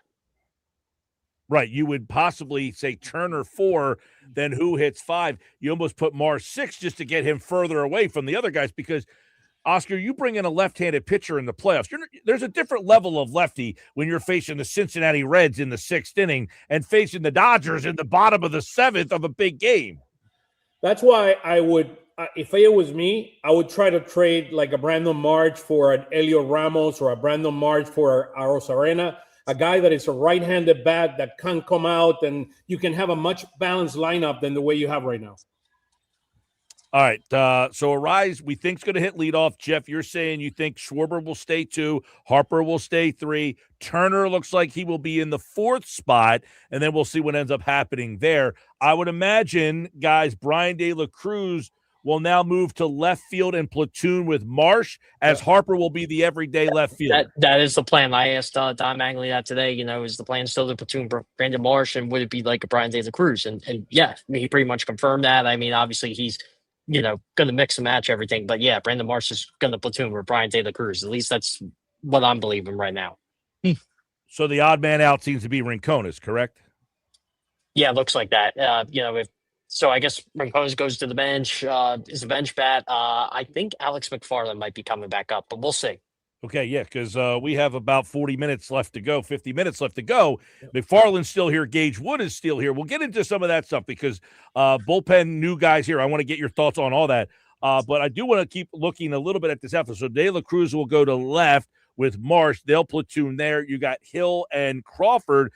And then you've got Harper over there. That means Sosa can go back and be what he was, which is, but they're not going to platoon him with Stott at third base. That is not the plan. No, that is not the plan. They are viewing Bryson Stott as an everyday player. So I guess Edmundo Sosa just goes to a bench role, right? I think that makes sense. I don't have a problem with that. I do still believe that this team is missing a bat in the outfield. I agree with you. Yeah, this team is missing a bat. I mean, look, the reality is when you see what's happening around all of baseball, what the Dodgers have done, what the Brewers have done, I mean, you start seeing this team's loading. Even the Braves, I mean, they are loading up. I mean, they're loading up, and they're not standing still. And that's the bigger question for me. I do believe I like what they did in the bullpen. I know we have not talked about that. I like what they did on the bullpen, bringing a couple arms. We've been screaming that they need a couple arms, and they brought that. I know they're after Casey Mize from Detroit. I don't know if they're going to That's what they need. They need a 5th starter. I think they need to get that. If they get that, I'll give this deadline probably a B+. Yeah. They need a starter, but I love to have one more right-handed bat that it would be dependable in the postseason. I think the question is who's available. What are you going to give up to get that? It doesn't look like Gage was going to go anywhere, but we'll see. Seattle got Taylor Ward, so that means that Rosarena could be available on a trade. But I think Seattle's going for it. That's why I think they got Seattle is taking a shot. They're only like 2 games out. All these teams in the American League are like 2 games out. That's the issue. Although the Orioles are like 2 back, and they traded Rushman today. I know they have Pasalo, but you got to pick which catcher, I guess. There, Jeff. Let me ask you this question: has anybody asked Turner whether he was willing to move? We haven't had a chance to talk to Trey Turner yet. So I mean, Bryson Stott was available. Bryce Harper was available. What was Stott's reaction? Did he seem like, hey, I'll do it, or does he? Yeah, he was down for it. Like he said, look, I just want to play wherever they want to play me, I'll play. I mean, I asked him like, how's the transition going? He was taking third base ground balls at third base today, but he said he's going to come in early tomorrow. And let's be clear. He said I prefer to play second base, but if the organization needs me to move to third, I'll play third. I mean, again, one thing is what they say. I saw his interview. One thing is what they say. Another one is what they feel. I mean, to me, if you ask me, I would put when you make so many moves, it's going to impact. Look. Mike, you just came from a tournament, right? You win through the middle. Your defense, your best defensive players need to be through the middle. And your second baseman and shortstop are below average fielders. I mean, and I know Arraez is much better. They didn't bring Ron Washington with him, the great coach, Ron Washington, which made him to be a great player this year. If they would have brought it, I would have been a lot more at ease than I am right now. Oscar, I like when I think of Arraez, I think of a guy with limited range that they just kind of hide in the field. Now, this is what it says about Arraez. Defensive metrics have historically been bearish on Arraez. However, in 2026, StatCast rates his second base play as elite. He is in the top 2 to 4% of Major League Baseball with plus 11 outs above average and plus 9 fielding run value. He has made the standard plays cleanly and positioned himself extremely well. So they're saying this particular year that he has been an elite player at that position. I agree with you that when I think of Arraez, I typically think of a guy who lacks range. I think this is a key too. All that fiddle about where Bryce Harper and Dave Dombrowski are in this Cold War or not, and it might be true, but look, if Bryce is saying that they've talked, they texted, and Dave Dombrowski said, "Are you serious about going to the outfield?" Yes. Okay. It seems like they're at least on speaking terms. Yeah. Well, if that's the case, doesn't it seem egregious then that the Phillies didn't ask Turner if he also would be willing to help the team out? Yeah. I mean, I mean, it's definitely interesting for sure, but I also think it's harder to move a shortstop in the middle of the season. I just think it's harder. All right, let me get your guys' take on what the bullpen looks like now. Where do these two new arms, a lefty and a righty? One guy has 8 saves, so he's pitching some high leverage situations. That's Caleb Killing. And then, of course, you've got Raleigh coming from the Mets, who's been a pretty good left-hander here. That's a really good move by them. That's a sneaky good move. Where do they fit in?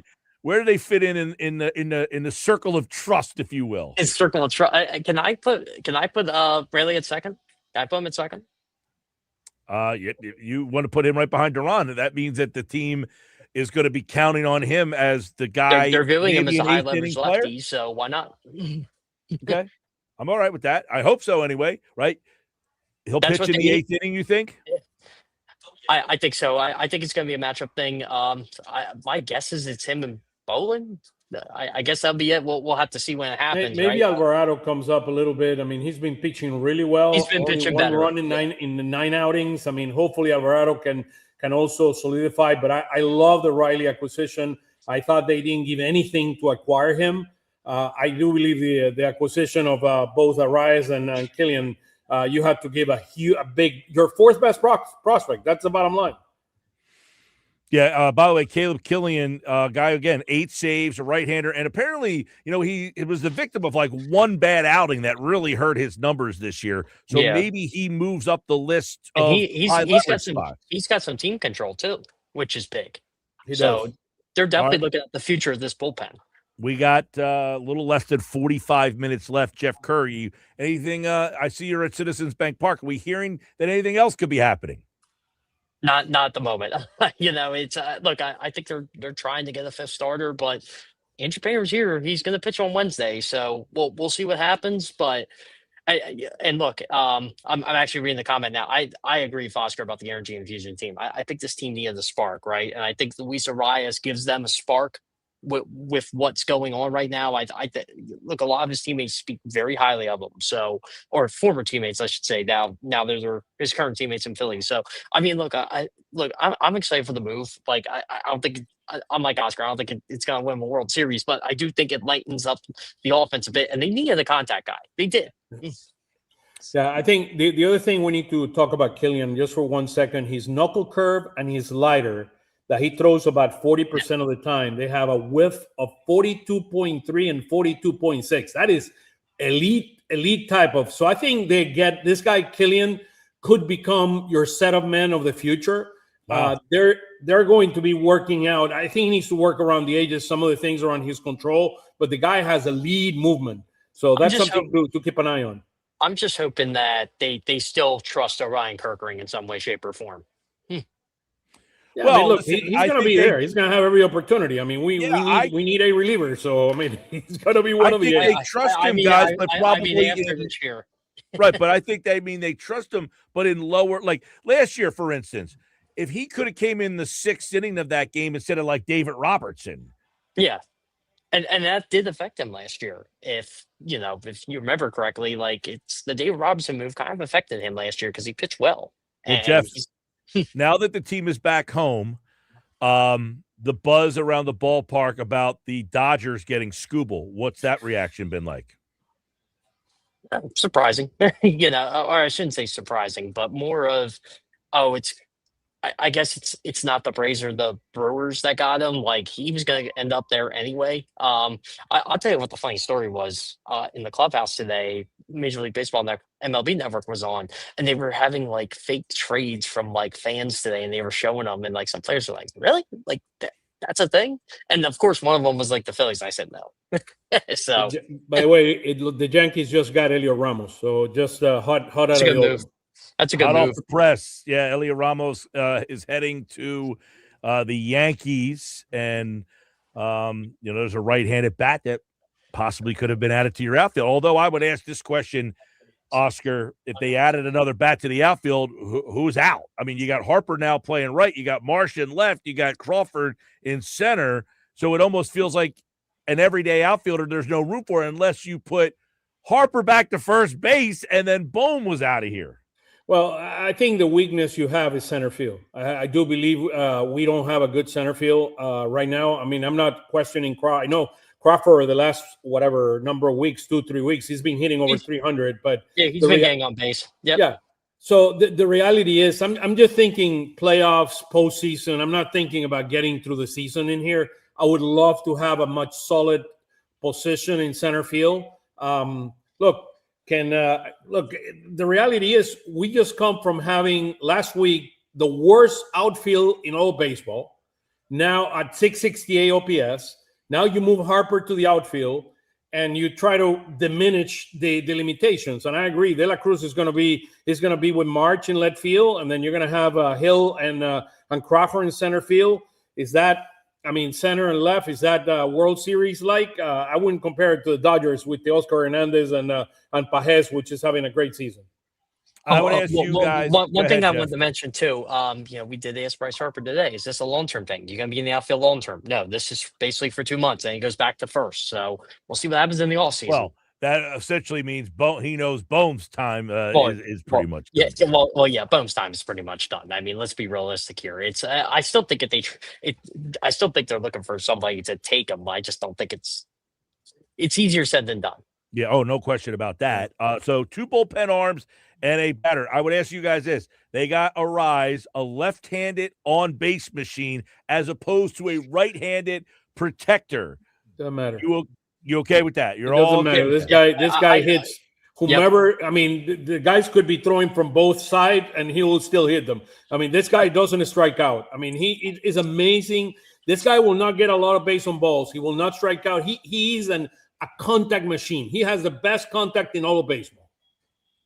All right. Well, we'll keep an eye on it. I'm good with the move. Like, they need to do something, right? And you got to change it up a little bit. And if you can get a contact guy and get some more power out of this team, I'm all for it. Like Schwarber. It's like Schwarber. Schwarber hits, I mean, lefty, righty. He hits whomever is there. The same thing with Arráez. He'll hit anyone. But by the way, we need Schwarber to wake up. I mean, he's in a not recently. Not recently. I know. Oscar, this is something that you've been pointing out all year, and I always like how you point this out. The runners in scoring position, right? They hit the runners in scoring position, but they don't get any runners in scoring position. So if you can get them in scoring position, you have a better chance of hitting runners in scoring position. Arráez will be there. By the way, look out for the Red Sox. I mean, with the catcher there. I mean, Rutschman. You should look out for him anyway. You should look out for him anyway. They were 22-3. They just swept the Dodgers. They swept the Dodgers, right? All right, Phillies fastball. Looking at the trade deadline, we have about 45 minutes left in the deadline. The Phillies, do they have time to make another deal? They do. We'll keep our eyes on it here on the Sports Bash Live. Phillies fastball's back tomorrow, recapping all the moves and all the trades, and the Phillies taking on the Nationals. We'll talk more about that on tomorrow's edition of Phillies Fastball with Oscar and Jeff. Thanks, guys. See you guys. All right, there we go. Over at Citizens Bank Park, Jeff Kerr, Oscar Budijan, of course, our Phillies Fastball here on the Sports Batch. It's brought to you by Ventnor Social, the place to go to catch every Phil's game, including tonight against the Nationals. They got 20 big screen TVs, great food and drink specials, and we will be back there for another day game watch party on the 26th of August. So stop on out and see us there at Ventnor Social, 6417 Ventnor Avenue in Ventnor. All right, come back. We'll continue to look at the deadline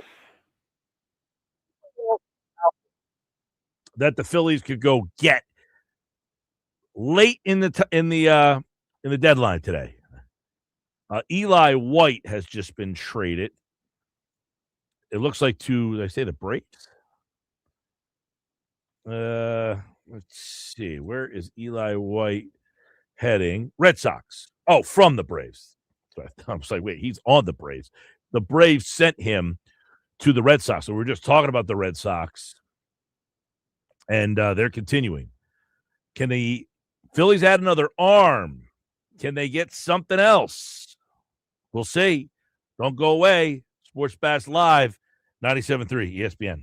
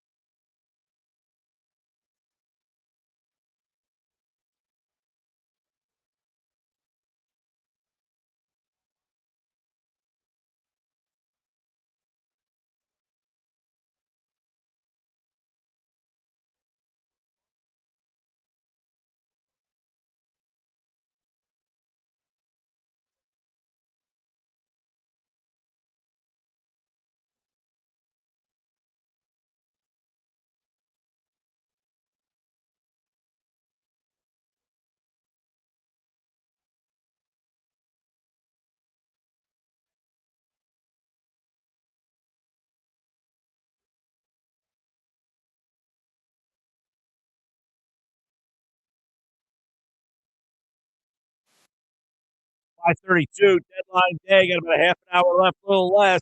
Let me tell you about my friends at the Branches outreach. You know, these guys do a ton in Cape May County, and many people might not even know or understand. It's happening right underneath everybody's noses there.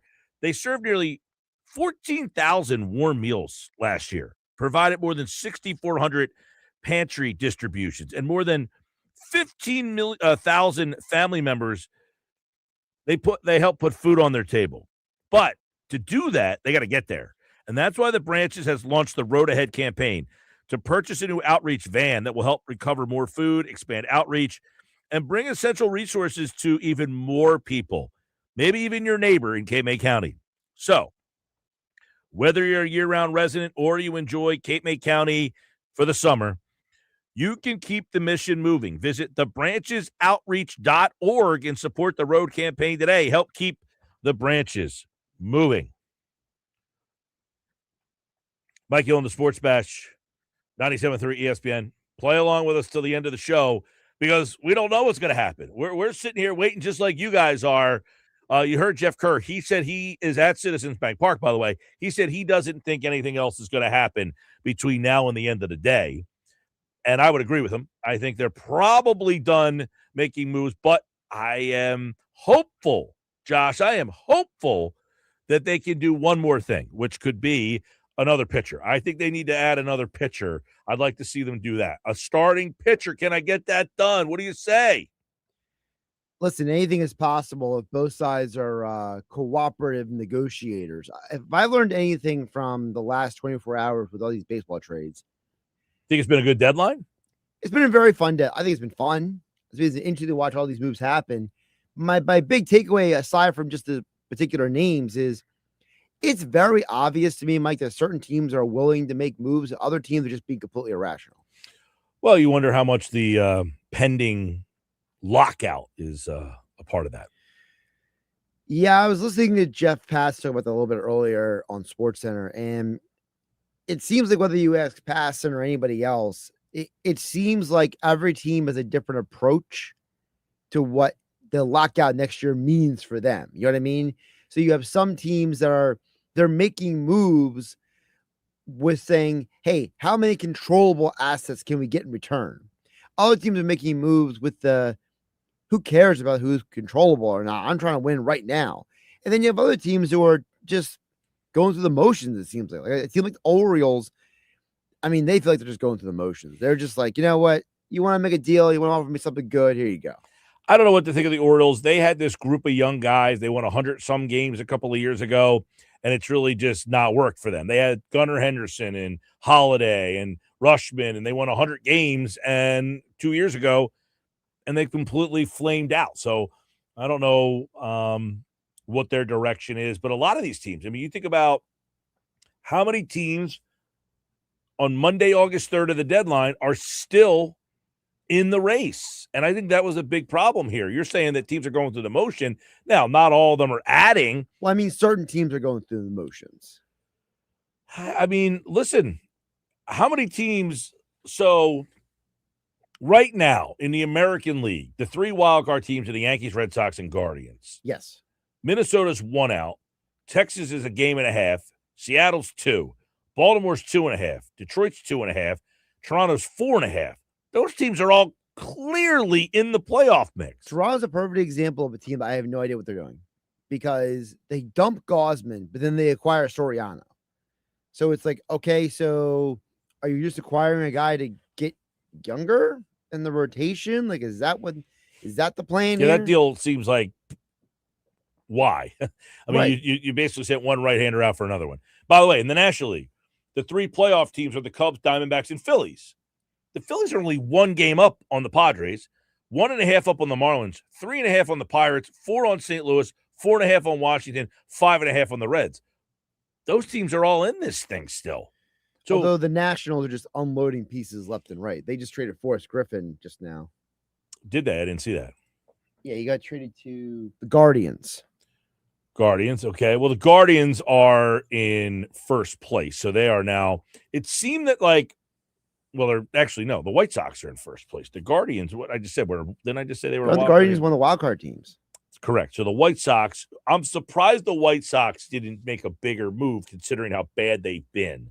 Yeah, they've made like marginal moves. Tampa Bay went and got from the Mets, Freddie Peralta. They got him yesterday. Which is kind of a shrug because Peralta's more of a name at this point than anything else. Yeah, he hasn't done what you thought he would be with the Mets. But I think ultimately the Skubal deal is just deflating for all. I mean, you are watching and saying they got Skubal now too. I mean, their pitching rotation in a playoff series, they could pick from Skubal, Yamamoto, Snell, Glasnow, and Ohtani. If Ohtani pitches again. But I'm saying those are the 5 guys you could potentially be picking from. So even if Ohtani doesn't pitch. And that's not including Wroblewski, Sheehan, Sasaki. and Sheehan. Don't forget about him. Yeah, Emmett Sheehan, who pitched yesterday. But the point is that they got – I always feel like the Dodgers are trying to Mike Tyson this thing. They're trying to beat you before you walk into the ring. Well, they were who said it earlier? I think Buster Olney said that they really look at – by the way, Jeff Hoffman has been traded to the Twins. Thank God. Which is, I think, is where he originally started. What was I saying? You're talking about Buster Olney said. Buster Olney was saying that the Dodgers want to be a historically great franchise that wins 3 straight.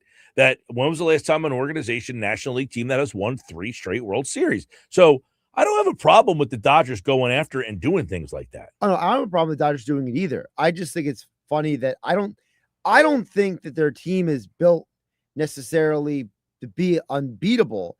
I feel like they're beating people psychologically before they beat them on the field. It's a good point because, like, Mookie Betts this year has just been – in fact, Mookie Betts' numbers are eerily similar to Trey Turner's numbers. Mm-hmm. Like, he hasn't been great this year. You take a look at – remember last year in the offseason when Dave Dombrowski said, hey, look at Freddie Freeman. Like, maybe Bryce Harper can be like Freddie Freeman. Well, Freddie Freeman's having a great year this year, 310. But remember, they went out and signed Kyle Tucker.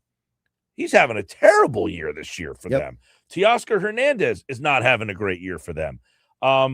So their lineup is not nearly as wow as you thought it would be. The only guy who's had a better year this year than last year is Peices. Peices had a solid year last year, then he was terrible in the playoffs. But now he's playing great this year.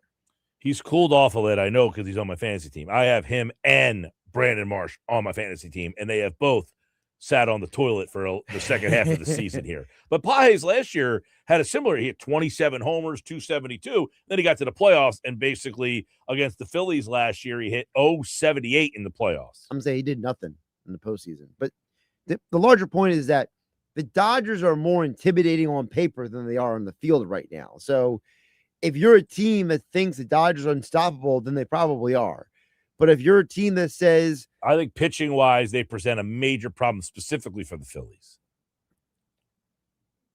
Yes, because if Snell can be healthy. Because the Phillies pitching with Sanchez and Luzardo last year showed that they can go toe-to-toe with the lineup. Now you add Wheeler to that. You feel pretty good that your pitching staff – and that's one of the reasons why I said if I could get another starting pitcher, specifically Skubal, I would have gone out and done it. Again, I don't know what the Phillies could have not offered for Skubal. I always felt like Skubal was a pipe dream because to me, teams like the Dodgers and the Brewers and the Braves always had more assets. So Arraez is here. We heard what Jeff Kerr said. He said the plan looks like Arraez will lead off, Schwarber will hit 2, Harper will hit 3, and Turner will hit 4. Which is something that we talked about earlier. Do you just put Turner in the 4 hole and kind of say, hey, you know what? Forget about on base. Forget about batting average. Maybe hit for a little bit more power in the 4 hole behind Bryce Harper. That'll be interesting to see if they can kind of unlock him a little bit. Listen, the one thing Turner's doing well this year, all of a sudden is hitting bombs. Yeah, hit so for power. You know what? Go out and hit bombs, buddy. Go launch those balls. Be a power hitter. Because, you're not good at anything else. Well, if he is hitting the ball for power, that could be a big factor if he starts to hit behind Bryce Harper and gives him some more protection. I would love to know what other teams' perceptions are of Turner. Like, do they look at him as a legitimate threat still?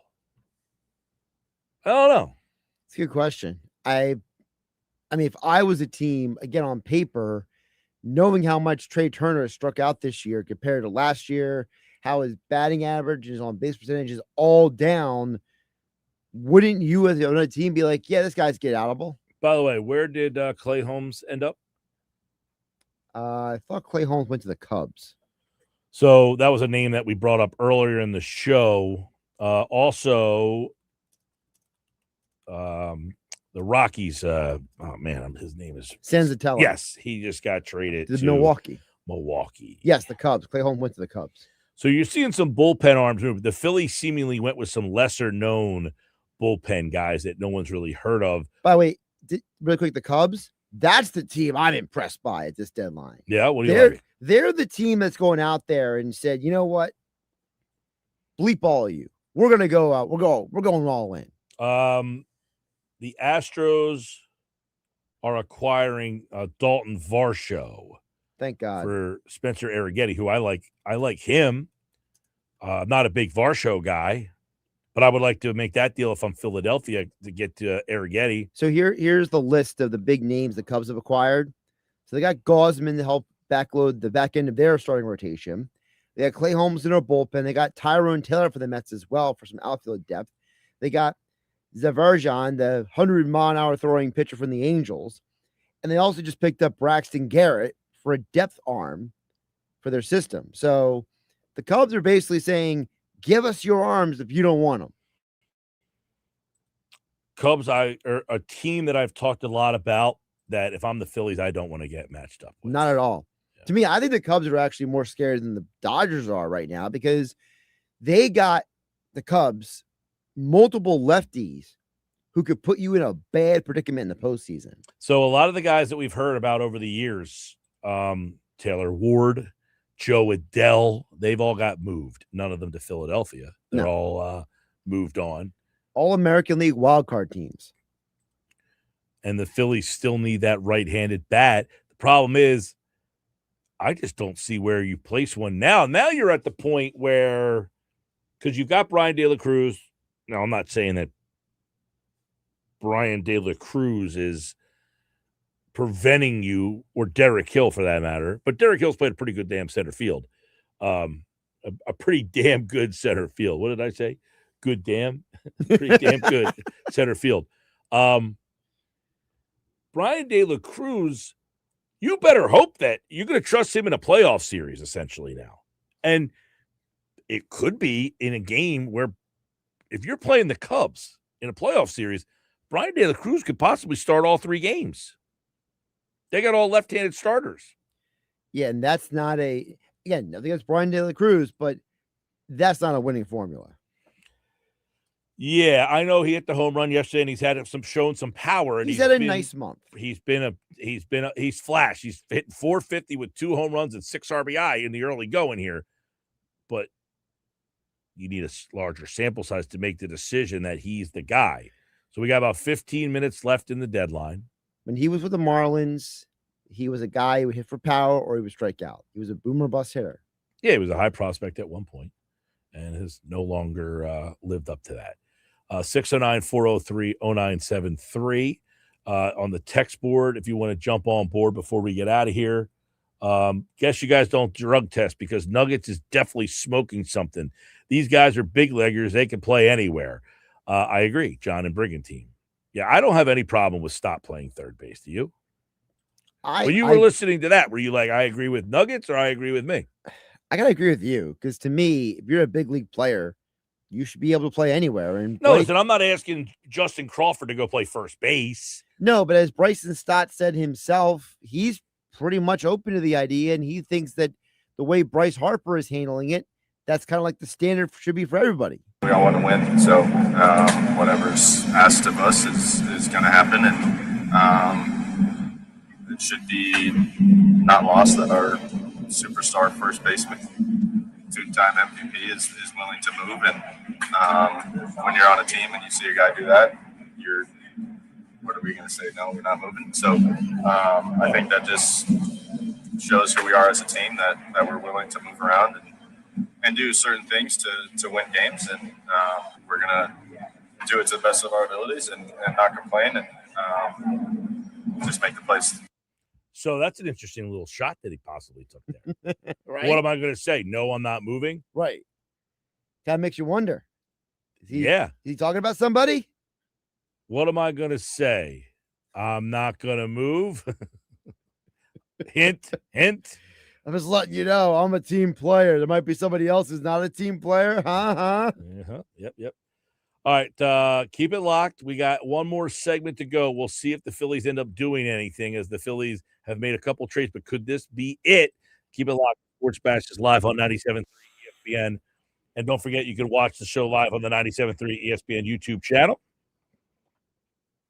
And let me tell you about my friend Rocco over at Key Acura of Atlantic City. You know, winning teams always say that they build a loyal fan base because of the wins. And that's exactly what happens with my friend Rocco and his team at Key Acura, because people go there and they get a winning Acura, a winning vehicle. Year after year, they deliver the kind of performance, precision, and dependability that you can count on, and the team backs it with outstanding customer service. So go see for yourself. Key Acura of Atlantic City, a small but friendly dealer, Tilton Road, online, Key Acura, AtlanticCity.com. All right, we'll see if the Phillies do anything between now and the end of the show. Coming up next.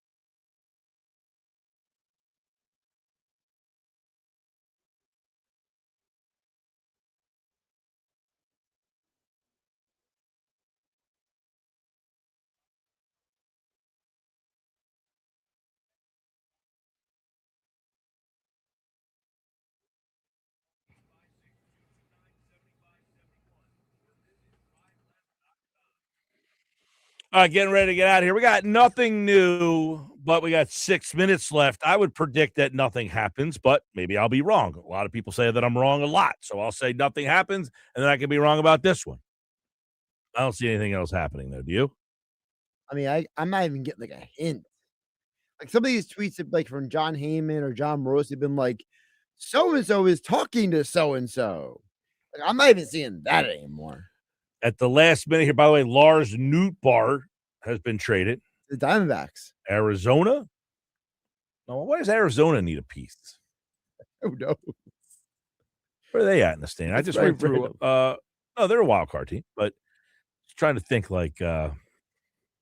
Why Lars Nootbaar, though? Arizona, by the way, is tied with the Phillies, 59 and 53. But does Lars Nootbaar make them any different than they were earlier today? I don't think so. I thought the Red Sox had the day. Red Sox give up a lot of pieces, though. They get Rushman and Miller and all those guys. 82% of those guys don't make it. That's true. Curtis Elliot Ramos, by the way, traded. That would have been a guy that the Phillies could have picked up. A little right-handed back could have played the outfield for you. Would have made a lot of sense. All right, stick around. Don Mattingly said the plan is for Bryce Harper to play right field. Alec Boehm to play first base. Bryson Stott will play third base. And Luis Arráez will be here Tuesday, and he will play second base. Okay? Now, one thing Mattingly said is he'll have to ease Harper into right field. I feel like they're just going to rip the Band-Aid off and play him in right field. We'll see. All right, everybody, Sports Bash Live. We'll do it again tomorrow. Best of the Sports Bash Hour, breaking all it down. Coming up next. Thanks for everybody who listened and watched today. Appreciate you.